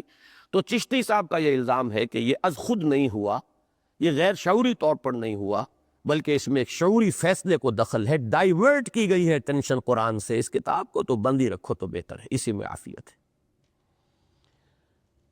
ستم بالائے ستم یہ کہ علم اور حکمت کے میدان میں جو خلا اس طرح پیدا ہوا، اسے پر کرنے کے لیے مصر اور یونان کی جانب سے فلسفہ و منطق کی آندھیاں آئیں. قرآن جب پیچھے گیا ہے تو ظاہر بات ہے صرف ایک قانون ہی تو اس میں نہیں تھا نا، اس کو تو پھر بھی انہوں نے اپنی کتابوں کا جز بنا لیا. حدیث کے ہر باب کے شروع میں آیات وہ آ گئیں کہ جو اس مسئلے سے متعلق ہیں. لیکن یہ ہے کہ قرآن سے جب توجہ ہٹی تو جو خلا پیدا ہوا اس کے لیے مصر اور یونان، یہ میں نے دو باتیں کہیں، اس کو نوٹ کر لیجئے. ایک تو یونان کا فلسفہ تھا اور یونان کی سائنس، جس کو ٹرانسلیٹ کیا گیا ہے دور بنو عباس میں، اور ایک طوفان آیا. ایک مصر میں اسکندریہ جو ہے یہ بہت اہم مقام رہا ہے کلچر، فلسفہ، فکر، اس کے اعتبار سے. اور وہاں سے وہ نیو پلیٹونزم جو کہ ایک خاص مکتبہ فکر ہے، جس سے تصوف در حقیقت جو ہے جو ہمارے ہاں آیا ہے، وہ افلاطون، پھر افلاطون کے بھی نو افلاطونی نظریات کہ جو اسکندریہ جس کا مرکز بنا ہے، وہاں سے وہ تصوف کے دھارے جو آئے ہیں عالم اسلام کی طرف، اور یونان سے براہ راست ارسطو کی منطق آئی ہے ہمارے پاس. ان دو نے آ کر عالم اسلام کے اندر اس خلا کو پر کیا ہے کہ جو خلا قرآن کی حکمت. اسی لیے تو مولانا روم نے پھر جو احتجاج کیا، اس احتجاج کے وہ الفاظ شاید آپ پڑھ چکے ہوں نشأت ثانیہ میں، کہ چند خانی حکمت یونانیہ حکمت قرآنیہ را ہم بخواں. اے مسلمان، کب تک یہ یونانیوں کی حکمت اور فلسفہ اور ارسطو کی منطق اور نیو پلیٹونک جو نظریات اور تصورات ہیں تصوف کے، کب تک اس میں الجھے رہو گے؟ حکمت قرآن پڑھو، حکمت قرآن یا ہم بخواں. تو وہ حکمت قرآن جو ہے جب وہ پیچھے ہٹی تو اس کے لیے اس خلا کو پر کیا گیا. یونان اور مصر کی جانب سے فلسفہ و منطق کی آندھیاں آئیں، نتیجتاً پورا عالم اسلام ارسطو کی منطق اور نو افلاطونی تصوف کی آمادگاہ بن کر رہ گیا. یہاں تک کہ فلسفہ و اصول اخلاق کے لیے بھی مسلمانوں کو اغیار کے سامنے کاسہ گدائی پیش کرنے کے سوا کوئی چارہ نہ رہا. یہ شعر میں نے یہاں بھی دیا ہے. نیچے ایک نوٹ تو وہ تھا کہ چنانچہ اصول حدیث اور اصول فقہ پر تو بے شمار تصانیف ملتی ہیں، لیکن اصول تفسیر کے موضوع پر 1400 سال میں کل 2 رسالے ملتے ہیں. کہ امام ابن تیمیہ رحمۃ اللہ علیہ کا رسالہ اصول تفسیر، اور دوسرا امام الہند شاہ ولی اللہ دہلوی کا رسالہ الفوز الکبیر. یہ ابھی میں نے شعر جو آپ کو سنایا وہ بھی اس نوٹ میں موجود ہے. اسی کا مرثیہ کہا مولانا روم نے ان الفاظ میں: چند خانی حکمت یونانیہ حکمت قرآنیہ یا حکمت ایمانیہ، ان میں سے 2 میں سے کوئی ایک لفظ ہے، را ہم بخواں. اور قرآن اور ایمان میرے نزدیک مترادف ہے. اور رفتہ رفتہ صورت یہ بن گئی کہ قرآن نہ منبع ایمان رہا، نہ سرچشمہ یقین، اور نہ مخزن اخلاق رہا، نہ معدن حکمت، بلکہ صرف ایک ایسی کتاب بن کر رہ گیا، کتاب مقدس، جس کے الفاظ یا تو حصول برکت اور ایصال ثواب کا ذریعہ بن سکتے ہیں، یا زیادہ سے زیادہ تعویذ گنڈے اور جھاڑ پھونک کے کام آ سکتے ہیں. ایک تیسرا مصرف قرآن کا وہ ہے جو علامہ اقبال نے اس شعر میں بیان کیا: بآیات اشترا کار جزی نیست کہ از یاسین او آساں بمیری. یاسین سنا دو مرنے والے کو تاکہ آسانی سے جان نکل جائے. اللہ اللہ اور خیر سلطہ. اور اس طرح حضور صلی اللہ علیہ وسلم کی وہ پیشین گوئی حرف بحرف پوری ہوئی کہ ایک زمانہ وہ آئے گا کہ لا یبقى من الاسلام الا اسمہ ولا یبقى من القرآن الا رسمہ. مشکات کتاب العلم. ایک دور آئے گا یوشک ان یاتی علی الناس زمان، اس بات کا اندیشہ ہے کہ لوگوں پر ایک وقت وہ آ جائے گا کہ لا یبقى من الاسلام الا اسمہ، اسلام میں سے سوائے نام کے کچھ نہیں بچے گا. ولا یبقى من القرآن الا رسمہ، اور قرآن میں سے سوائے اس کے رسم کہتے ہیں رسم الخط، حروف، اس کے سوا کوئی باقی نہ رہے. اور چونکہ نشأت ثانیہ میں بہت شد و مد کے ساتھ میری جو تعریف اور مدح آئی ہے تبلیغی جماعت کی، اس کے ساتھ بیلنس اسے تھوڑا سا کر لیجئے کہ بہت بڑی بدقسمتی ہے اس وقت امت کی کہ اتنی عظیم تحریک جو ہے وہ باقاعدہ اس فلسفے کو پھیلا رہی ہے کہ قرآن کی صرف تلاوت کرو، ترجمہ ورجمہ بھی مت پڑھو. اور مولانا اخلاق حسین قاسمی دہلی والے جو ہیں، انہوں نے تو باقاعدہ اس پر ماتم کیا ہے کہ جیسے جیسے تبلیغی جماعت، ان نام تو تبلیغی نہیں لیا، یہ کہ باقاعدہ ایک تحریک چلی کہ نہ معلوم کتنی مسجدیں تھیں کہ جن میں صبح کے وقت ترجمہ قرآن یا درس قرآن ایک روایت کے طور پر چلا آ رہا ہے، کچھ نہ کچھ تو کان میں پڑتا تھا. ختم ہو چکا اب سوائے فضائل کی کتابوں کی تلاوت کے کچھ نہیں. ایک انسٹیٹیوشن کے درجے میں، ایک باقاعدہ فلسفے کے درجے میں اس کو یہ کیفیت جو ہے کہ صرف رسم الخط اس کا ہے، پڑھو. پی ایچ ڈی ہو تب بھی کوئی حرج نہیں، اور تم ڈاکٹر ہو تب بھی کوئی حرج نہیں. باقی مسئلہ پوچھنا وہ ہم سے پوچھو، علماء سے پوچھو. باقی تمہیں سیکھنا کیا ہے؟ ایمان تمہیں صرف محنت سے مل جائے گا. نماز پڑھو گے ایمان ملے گا، باہر نکلو گے تکلیفیں اٹھاؤ گے ایمان ملے گا. یہ فلسفہ ہے مکمل. میں نے ایک حصے کی تسلیم کی ہے کہ واقعتاً عمل کے ذریعے سے بھی ایمان پیدا ہوتا ہے، اس میں کوئی شک نہیں. جہاں جو بات ہے اس کو ماننا چاہیے. ہم حقیقت کو تسلیم نہیں کریں گے تو اپنا نقصان کریں گے، ان کا کچھ نہیں بگڑتا۔ جو حقیقت جہاں بھی ہے اس کا اعتراف کیجئے، اسی میں آپ کی عافیت ہے، آپ کا فائدہ اسی میں۔ آپ کے ذہن کا صحیح رخ پر ارتقا ہوگا، آپ کی سوچ صحیح سمت میں آگے بڑھے گی۔ اگر آپ نے کسی حقیقت کو کسی دشمنی کی وجہ سے اٹھا کر پھینک دیا تو نقصان آپ کا ہوگا، آپ کے فہم میں کجی پیدا ہو جائے گی مستقل۔ لہذا کوشش میری یہ ہوتی ہے جہاں جو بات ہے اس کو مانو، وہ حقیقت ہے وہاں، لیکن اس کے لیے ایمان کی محنت۔ محنت کیا ہے؟ نکلو اللہ کی راہ میں، تکلیف اٹھاؤ، مصیبت جھیلو، بے آرامی برداشت کرو، اور پھر یہ کہ ماحول ہے اس کے اندر نماز پڑھیں گے۔ ظاہر بات ہے چلہ جو شخص لگاتا ہے 40 دن تو اس کی نماز باجماعت ہوئے ہی ہوئے، وہ اور کیا کرے گا وہاں؟ اسے تو 40 دن جو ہے یہی کام کرنا ہے، اس کی ایک عادت بنتی ہے، اس سے فائدے ہیں اپنی جگہ پر، جو فوائد ہیں ان کا انکار نہیں۔ ایمان کی حد تک بھی میں مانتا ہوں کہ ایک نان انٹلیکچول ایمان جو ہے، غیر شعوری ایمان یقیناً پیدا ہوتا، لیکن یہ کہ دوسری طرف اس کو بیلنس کیجئے یہاں کہ قرآن مجید پر سے توجہ کو اس وقت یوں سمجھیے کہ اگر کوئی کوششیں ہو بھی رہی ہیں دوبارہ ارتکاز توجہ قرآن کی طرف کرنے کے لیے، تو اس کی باقاعدہ نفی ہو رہی ہے اس تحریک کی طرف سے کہ یہ کام غلط ہے۔ اچھا، یہ تو ہوا معاملہ قرآن کے ساتھ، دو حقیقتیں تھی، قرآن، جہاد۔ قرآن کا معاملہ جو شروع ہی میں ہو گیا مملکت اور سلطنت کے کی صورت اختیار کرنے کے بعد منطقی طور پر وہ ہم نے سمجھ لیا۔ اب جہاد کا کیا معاملہ، اس کا حشر اس سے بھی برا ہوا۔ بعین ہی یہی معاملہ جہاد کے ساتھ بھی ہوا۔ جب اصل زور ایمان پر نہ رہا بلکہ اسلام پر ہو گیا، تو جہاد بھی جو ایمان حقیقی کا رکن رکین تھا خود بخود نگاہوں سے اوجھل ہوتا چلا گیا، اور ساری توجہ ارکان اسلام پر مرتکز ہو گئی جن کی فہرست میں جہاد سرے سے شامل ہی نہیں۔ گویا جہاد پر ظلم قرآن سے بھی بڑھ کر ہوا، اس لیے کہ قرآن تو خواہ 4 میں کے ایک کی حیثیت ہی سے صحیح، بہرحال شریعت کے اصول 4 میں شامل تو ہے۔ جہاد تو نہ صرف یہ کہ اسلام کے ارکان 5 میں شامل نہیں، بلکہ نظام فقہ میں بھی اس کی حیثیت فرض عین کی نہیں بلکہ صرف فرض کفایہ کی۔ بات سمجھ میں آ گئی؟ جب ساری توجہ اسلام پر ہوئی تو اسلام کے ارکان 5 5 وہی ہیں جن میں جہاد کا نام ہی نہیں۔ بنی الاسلام علی 5 شہادت اللہ الہ الا اللہ وان محمد رسول اللہ واقام الصلاۃ وایتاء الزکوٰۃ وصوم رمضان وحج البیت من استطاع الیہ سبیلا۔ حدیث صحیح ہے، حضرت عبداللہ ابن عمر سے ہے رضی اللہ تعالی عنہما۔ پھر حدیث جبرائیل میں بھی ڈیفینیشن یہ ارکان اسلام میں آپ جہاد کو شامل نہیں کر سکتے، اس لیے کہ اسلام در حقیقت بنیاد ہے مسلمان معاشرے میں شمولیت اور اسلامی ریاست کے شہری ہونے کی۔ اس میں یہ نہیں، اس میں وہی 5 رکن ہیں، اس میں تو یقین قلبی بھی شامل نہیں، صرف اقرار ہے، شہادت ہے۔ البتہ اسی کو میں یوں سمجھایا کرتا ہوں کہ اسلام کے یہ 5 ارکان ہیں، ایمان کے ارکان میں 2 اور شامل ہو جائیں گے، ایمان کے 7 ارکان ہوں گے۔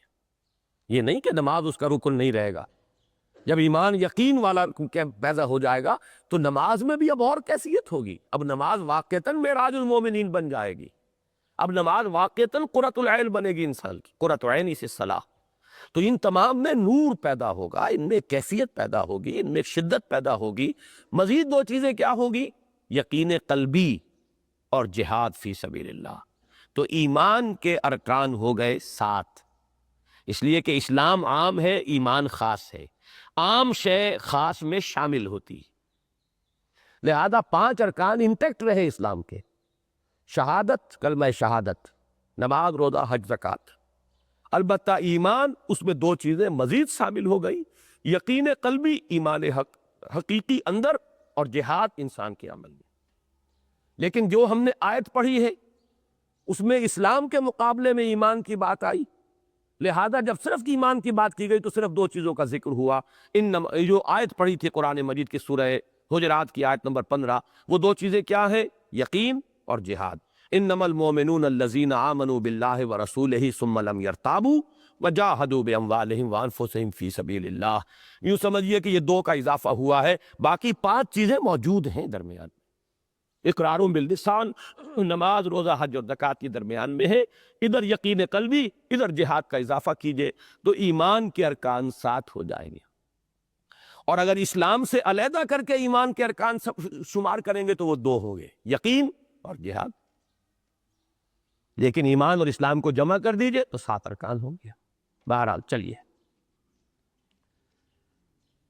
گویا جہاد پر ظلم قرآن سے بھی بڑھ کر ہوا، اس لیے کہ قرآن تو خواہ 4 میں کے ایک کی حیثیت ہی سے صحیح بہرحال شریعت کے اصول 4 میں شامل تو ہے۔ جہاد تو نہ صرف یہ کہ اسلام کے ارکان 5 میں شامل نہیں، بلکہ نظام فقہ میں بھی اس کی حیثیت فرض عین کی نہیں، صرف فرض کفایہ کی ہے۔ یہ کیوں ہے؟ جہاد کے معنی آگے چل کر آپ کو معلوم ہو جائے گا، وہ صرف ہوا قتال کے معنی میں لفظ جہاد آیا، اور قتال کی ضرورت کہاں پیش آتی ہے؟ دفاع میں، مملکت کی حفاظت میں۔ وہاں جتنے لوگوں کی ضرورت ہے اتنے بھیج دیجئے، باقی جو ہے ان کی طرف سے فرض ادا ہو گیا۔ اب ہر شخص کو تو جنگ کے اندر حصہ نہیں لینا ہوتا، لہذا وہ اور فیڈ اوے کیا، اس میں اور پیچھے گیا۔ فقہ میں اس کی حیثیت جو ہے، چونکہ وہ وہاں مراد ہے جہاد سے قتال، یہ جہاد نہیں، دعوت، تبلیغ، محنت اور انقلاب کی ابتدائی مراحل یہ جہاد میں شامل نہیں ہے۔ فقہی اعتبار سے جہاد در حقیقت مساوی ہے قتال کے، اور قتال کی ضرورت جب مملکت کا دور آ گیا تو ضرورت کہاں پیش آئی؟ خود اس ہندوستان میں جو پہلی ایکسپیڈیشن آئی تھی وہ کوئی تبلیغ کے لیے نہیں آئی تھی۔ 80 برس بعد، یوں سمجھیے کہ حضور کے انتقال کے 80 برس بعد محمد بن قاسم جب آئے تو دین تبلیغ کرنے نہیں آئے تھے، وہ تو خلافت راشدہ کے ساتھ بات ختم ہو چکی تھی۔ اب تو توسیع مملکت کا معاملہ تھا، اور یہاں توسیع مملکت بھی نہیں تھی، یہاں تو یہ تھا کہ مسلمانوں پر حملہ ہوا تھا، ان کی عزت و آبرو پر ان کا قافلہ لوٹا گیا تھا۔ اس میں جب ان سے کہا گیا کہ جس کے علاقے میں یہ حادثہ ہوا ہے وہ کمپنسیٹ کرے، اس نے جو جواب دیا وہ الٹا اور توہین آمیز تھا۔ نتیجتاً اس کی گوشمالی کے لیے ایکسپیڈیشن آئی تھی، دعوت دین یا دین کے غلبے کی جد و جہد اس کے پیش نظر سرے سے نہیں تھی۔ حالانکہ ابھی یہ دور تابعین ہے، تابعین سے آگے کہہ لیجئے دور تبع تابعین کہہ لیجئے، اس سے زائد تو نہیں۔ تو تبدیلی جو ہے وہ میں پھر سین کی طرف توجہ دلا رہا ہوں، بدا الاسلام غریبا وسیعود کما بدا۔ وہ جو اصل دینی حقیقت ہے وہ تو بہت جلد پس منظر میں گئی، they faded away into the background deep، اور کچھ نئے تصورات جو ہیں جو دین کا جز ہیں، اس کا وہ دوسرا، اس دور میں وہ ثانوی تھے، اب وہ در حقیقت فور فرنٹ میں آئے۔ پڑھ لیجئے آگے۔ اس پر مستضاد یہ کہ جہاد کا تصور بھی مسخ ہو گیا، اور اس شجرہ طیبہ کی شاخوں کو جڑ اور تنے سے جدا کر کے، یعنی جڑ کیا تھی؟ مجاہدہ مع النفس، اس کے بعد تنا کیا تھا؟ دین کی دعوت و تبلیغ کے لیے جان اور مال کا کھپانا، اس کے بعد یہ ہے کہ دین کی اقامت کے لیے تلوار بھی ہاتھ میں لینا۔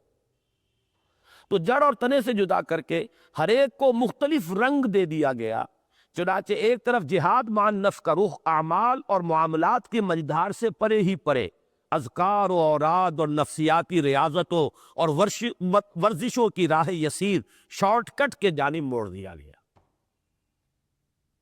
ایک تو یہ تھا نا، ایمان کا تقاضا یہ عمل ہے، یہ کردار ہے، یہ اخلاق حسنہ ہے، یہ معاملات ہیں، ان کو درست کرو، زندگی کے اندر عقل حلال، وہ ذرا اس سے ہٹا کر شارٹ کٹ بائی پاس کر کے ذکر کرو، مراقبے کرو، اس سے شارٹ کٹ کے ذریعے سے وہ کیفیات نفسانی جو ہے ان کو حاصل کرنے کی کوشش کرو۔ وہ گویا کہ ایک علیحدہ سا ایک راستہ ہی بالکل دوسرا ہے، وہی نیو پلیٹونک تصورات، اس کے ساتھ تصوف، اور اس کے لیے طریقے یہ تمام چلہ کشیاں اور یہ تمام مراقبے اور یہ تمام جو طریقے جن کا کوئی سراغ سیرت محمدی اور سیرت صحابہ کے اندر علی صاحب الصلاۃ والسلام و رضی اللہ تعالی عنہم کہیں کوئی سراغ دور دور نہیں ملے گا۔ وہاں تو جہاد مع النفس سے پھر مجاہدہ فی سبیل اللہ، دعوت و تبلیغ، قرآن کے ساتھ جہاد، تلوار کے ساتھ جہاد اللہ کے دین کے غلبے کے لیے، اس سے اس کو ڈائیورٹ کیا، بائی پاس کیا۔ اس پر مستضاد یہ کہ جہاد کا تصور بھی مسخ ہو گیا، اور اس شجرہ طیبہ کی شاخوں کو جڑ اور تنے سے جدا کر کے ہر ایک کو مختلف رنگ دے دیا گیا، چنانچہ ایک طرف جہاد مع النفس کا رخ اعمال اور معاملات کی مجدھار سے پرے ہی پرے، اذکار اور اوراد اور نفسیاتی ریاضتوں اور ورزشوں کی راہ یسیر، شارٹ کٹ کی طرف موڑ دیا گیا، اور دوسری طرف جہاد کو قتال کے ہم معنی قرار دے کر اس کا مقصد مملکت کی سرحدوں کے تحفظ و دفاع اور بس پڑے تو توسیع کے سوا کچھ نہ رہا۔ کہیں موقع ملے تو توسیع کر لو، ورنہ تحفظ تو کرنا ہی ہے نا حاصل اپنی مملکت، اپنی حدود کا، اس کے لیے قتال، جنگ، لہذا جہاد کو ایکویٹ کر دیا گیا جنگ کے ساتھ۔ رہا شرک اور ظلم، کفر اور فسق اور زور و منکر کی ہر صورت کے ساتھ مسلسل کشمکش اور تصادم، اور حق و صداقت کے پرچار، نیکی اور راست بازی کی ترویج، کلمہ توحید کی نشر و اشاعت اور دین حق کے غلبہ و اقامت کے لیے پہم جد و جہد، اور اس کے لیے سمع و طاعت کے اصول پر مبنی نظام جماعت کے قیام کا معاملہ، گویا فی الجملہ احقاق حق اور ابطال باطل کی منظم سعی جو ہر مومن کے لیے فرض عین کا درجہ رکھتی ہے، وہ یا تو سرے سے خارج از بحث ہو گئی یا زیادہ سے زیادہ ایک اضافی نیکی قرار پا کر رہ گئی، اور اس سے بالا ہی بالا اور ورے ہی ورے اسلام و ایمان اور تقوی و احسان کے جملہ مراحل طے ہونے لگی۔ ایک شخص جو ہے وہ نہ صرف یہ کہ خود صوفی بن گیا، بلکہ وہ ایک گدی پر بھی بیٹھا ہوا ہے، لوگوں کو بھی احسان کی تلقین کر رہا ہے، لیکن اس احسان میں ان چیزوں کا کہیں ذکر ہی نہیں۔ وہ تو بس ذکر ہے، کچھ اذکار ہے، کوئی مراقبے ہے، کچھ مشقیں ہیں، پہلا سبق ہے، دوسرا سبق ہے، تیسرا سبق ہے، اندر غور کرو یہ روشنی نظر آئے گی، پھر جب اس پر آ جاؤ گے تو یہ روشنی نظر آئے گی۔ یہ ایک اپنی جگہ پر ایک مکمل نظام ہے، اس کے اندر لگا کر وہی مست رکھو ذکر و فکر صبح گاہی میں، اسے پختہ تر کر دو مزاج خانقاہی میں۔ اس میں ایک بغاوت کی تھی، اور وہ کی تھی سید احمد بریلوی رحمۃ اللہ علیہ، اس میں جہاد کا عنصر شامل کر کے، اور انہوں نے اسی لیے کہا کہ جو مروجہ سلسلے تھے، وہ قادریہ ہو، وہ چشتیہ ہو، وہ نقشبندیہ ہو، سہروردیہ، ان میں ان کی گنجائش نہیں تھی، لہذا سلسلہ محمدیہ شروع کیا ہوں، وہ تصوف جس کی تلقین محمد نے کی صلی اللہ علیہ، وہ ہے یہ دعوت، جہاد، میدان میں آنا، اور اپنا جو ہے سرمایہ حیات ہتھیلی پر رکھ کر میدان میں نکل آنا، سر ہتھیلی پر رکھ کر۔ یہ چیزیں ہمارے وہ احسان کی بلند ترین منزل تک ایک آدمی پہنچا ہوا ہے، دوسروں کا تزکیہ تصفیہ کروا رہا ہے، لیکن اس کوچے میں اس کا اپنا ہی گزر نہیں تو کسی دوسرے کو کیا اس نے اس کی رہنمائی کرنی۔ پھر پڑھ لیجئے یہ الفاظ، اس لیے کہ اس کا تعلق جڑ رہا ہے وہاں سے جہاں سے شروع میں ہم نے کہا تھا۔ قرآن کیا کرتا ہے؟ رہا شرک و ظلم، کفر و فسق اور زور و منکر کی ہر صورت کے ساتھ مسلسل کشمکش اور تصادم، اور حق و صداقت کے پرچار، نیکی اور راست بازی کی ترویج، کلمہ توحید کی نشر و اشاعت اور دین حق کے غلبہ و اقامت کے لیے پہم جد و جہد، اور اس کے لیے سمع و طاعت کے اصول پر مبنی نظام جماعت کے قیام کا معاملہ، گویا فی الجملہ احقاق حق اور ابطال باطل کی منظم سعی جو ہر مومن کے لیے فرض عین ہے، ہر مسلم کے لیے نہیں، ہر مومن، ایمان حقیقی کا وہ رکن رکین ہے، وہ یا تو سرے سے خارج از بحث ہو گئی یا زیادہ سے زیادہ ایک اضافی نیکی قرار پا کر رہ گئی، اور اس سے بالا ہی بالا اور ورے ہی ورے اسلام و ایمان اور تقوی و احسان کے جملہ مراحل طے پانے لگے۔ اللہ اللہ، کوئی فرق سا فرق ہے اور تفاوت سا تفاوت، بے بھی تفاوت رہ از کجاست تاب کجا کے مصداق، کجا وہ کیفیت کے صحابہ کرام جذبہ جہاد سے سرشار بیک زبان رجزیہ انداز میں یہ شعر پڑھ رہے ہیں، نحن الذین بایعوا محمدا علی الجہاد ما بقینا ابدا۔ کجا یہ حال کہ 14ویں صدی ہجری کے ایک متنبی یعنی غلام احمد قادیانی اور اس کی ذریت سلبی و مانوی نے تو جہاد بالسیف کو باقاعدہ منسوخ ہی قرار دے دیا، دین کے لیے حرام ہے اب دوستوں قتال، یہ مصرع ہے غلام احمد قادیانی کا، حرام ہی ہو چکا ہے قتال بالسیف، تو وہ حرام کے درجے میں آ گیا۔ بہرحال دعوت و تبلیغ کا جہاد اس نے برقرار رکھا تھا، وہ تو اب بھی قادیانی لگے ہوئے ہیں پورے زور شور کے ساتھ، پیسے بھی لگاتے ہیں، وقت بھی لگاتے ہیں، لیکن وہ تلوار والا قتال جو ہے وہ جہاد، وہ تو اس نے بالکل ہی خارج کیا، دین کے لیے حرام ہے اب دوستوں قتال۔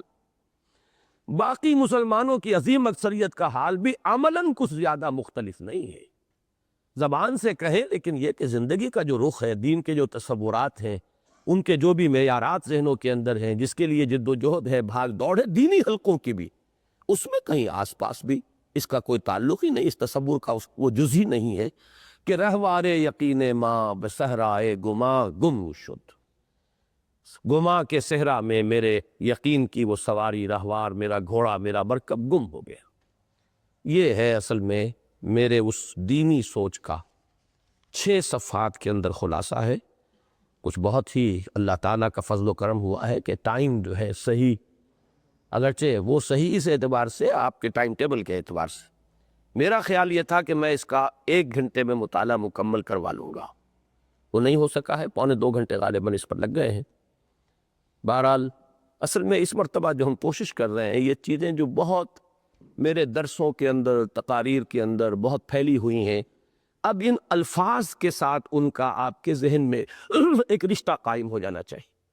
اب یہ 6 صفحے ہیں، ان کو تو پڑھ سکتے ہیں آسانی کے ساتھ، اب آپ آگے پڑھائیں، اسی شرح کے ساتھ پڑھائیں، اسی تفسیر کے ساتھ پڑھائیں، ویڈیو تیار ہو رہا ہے یہ دکھائیں۔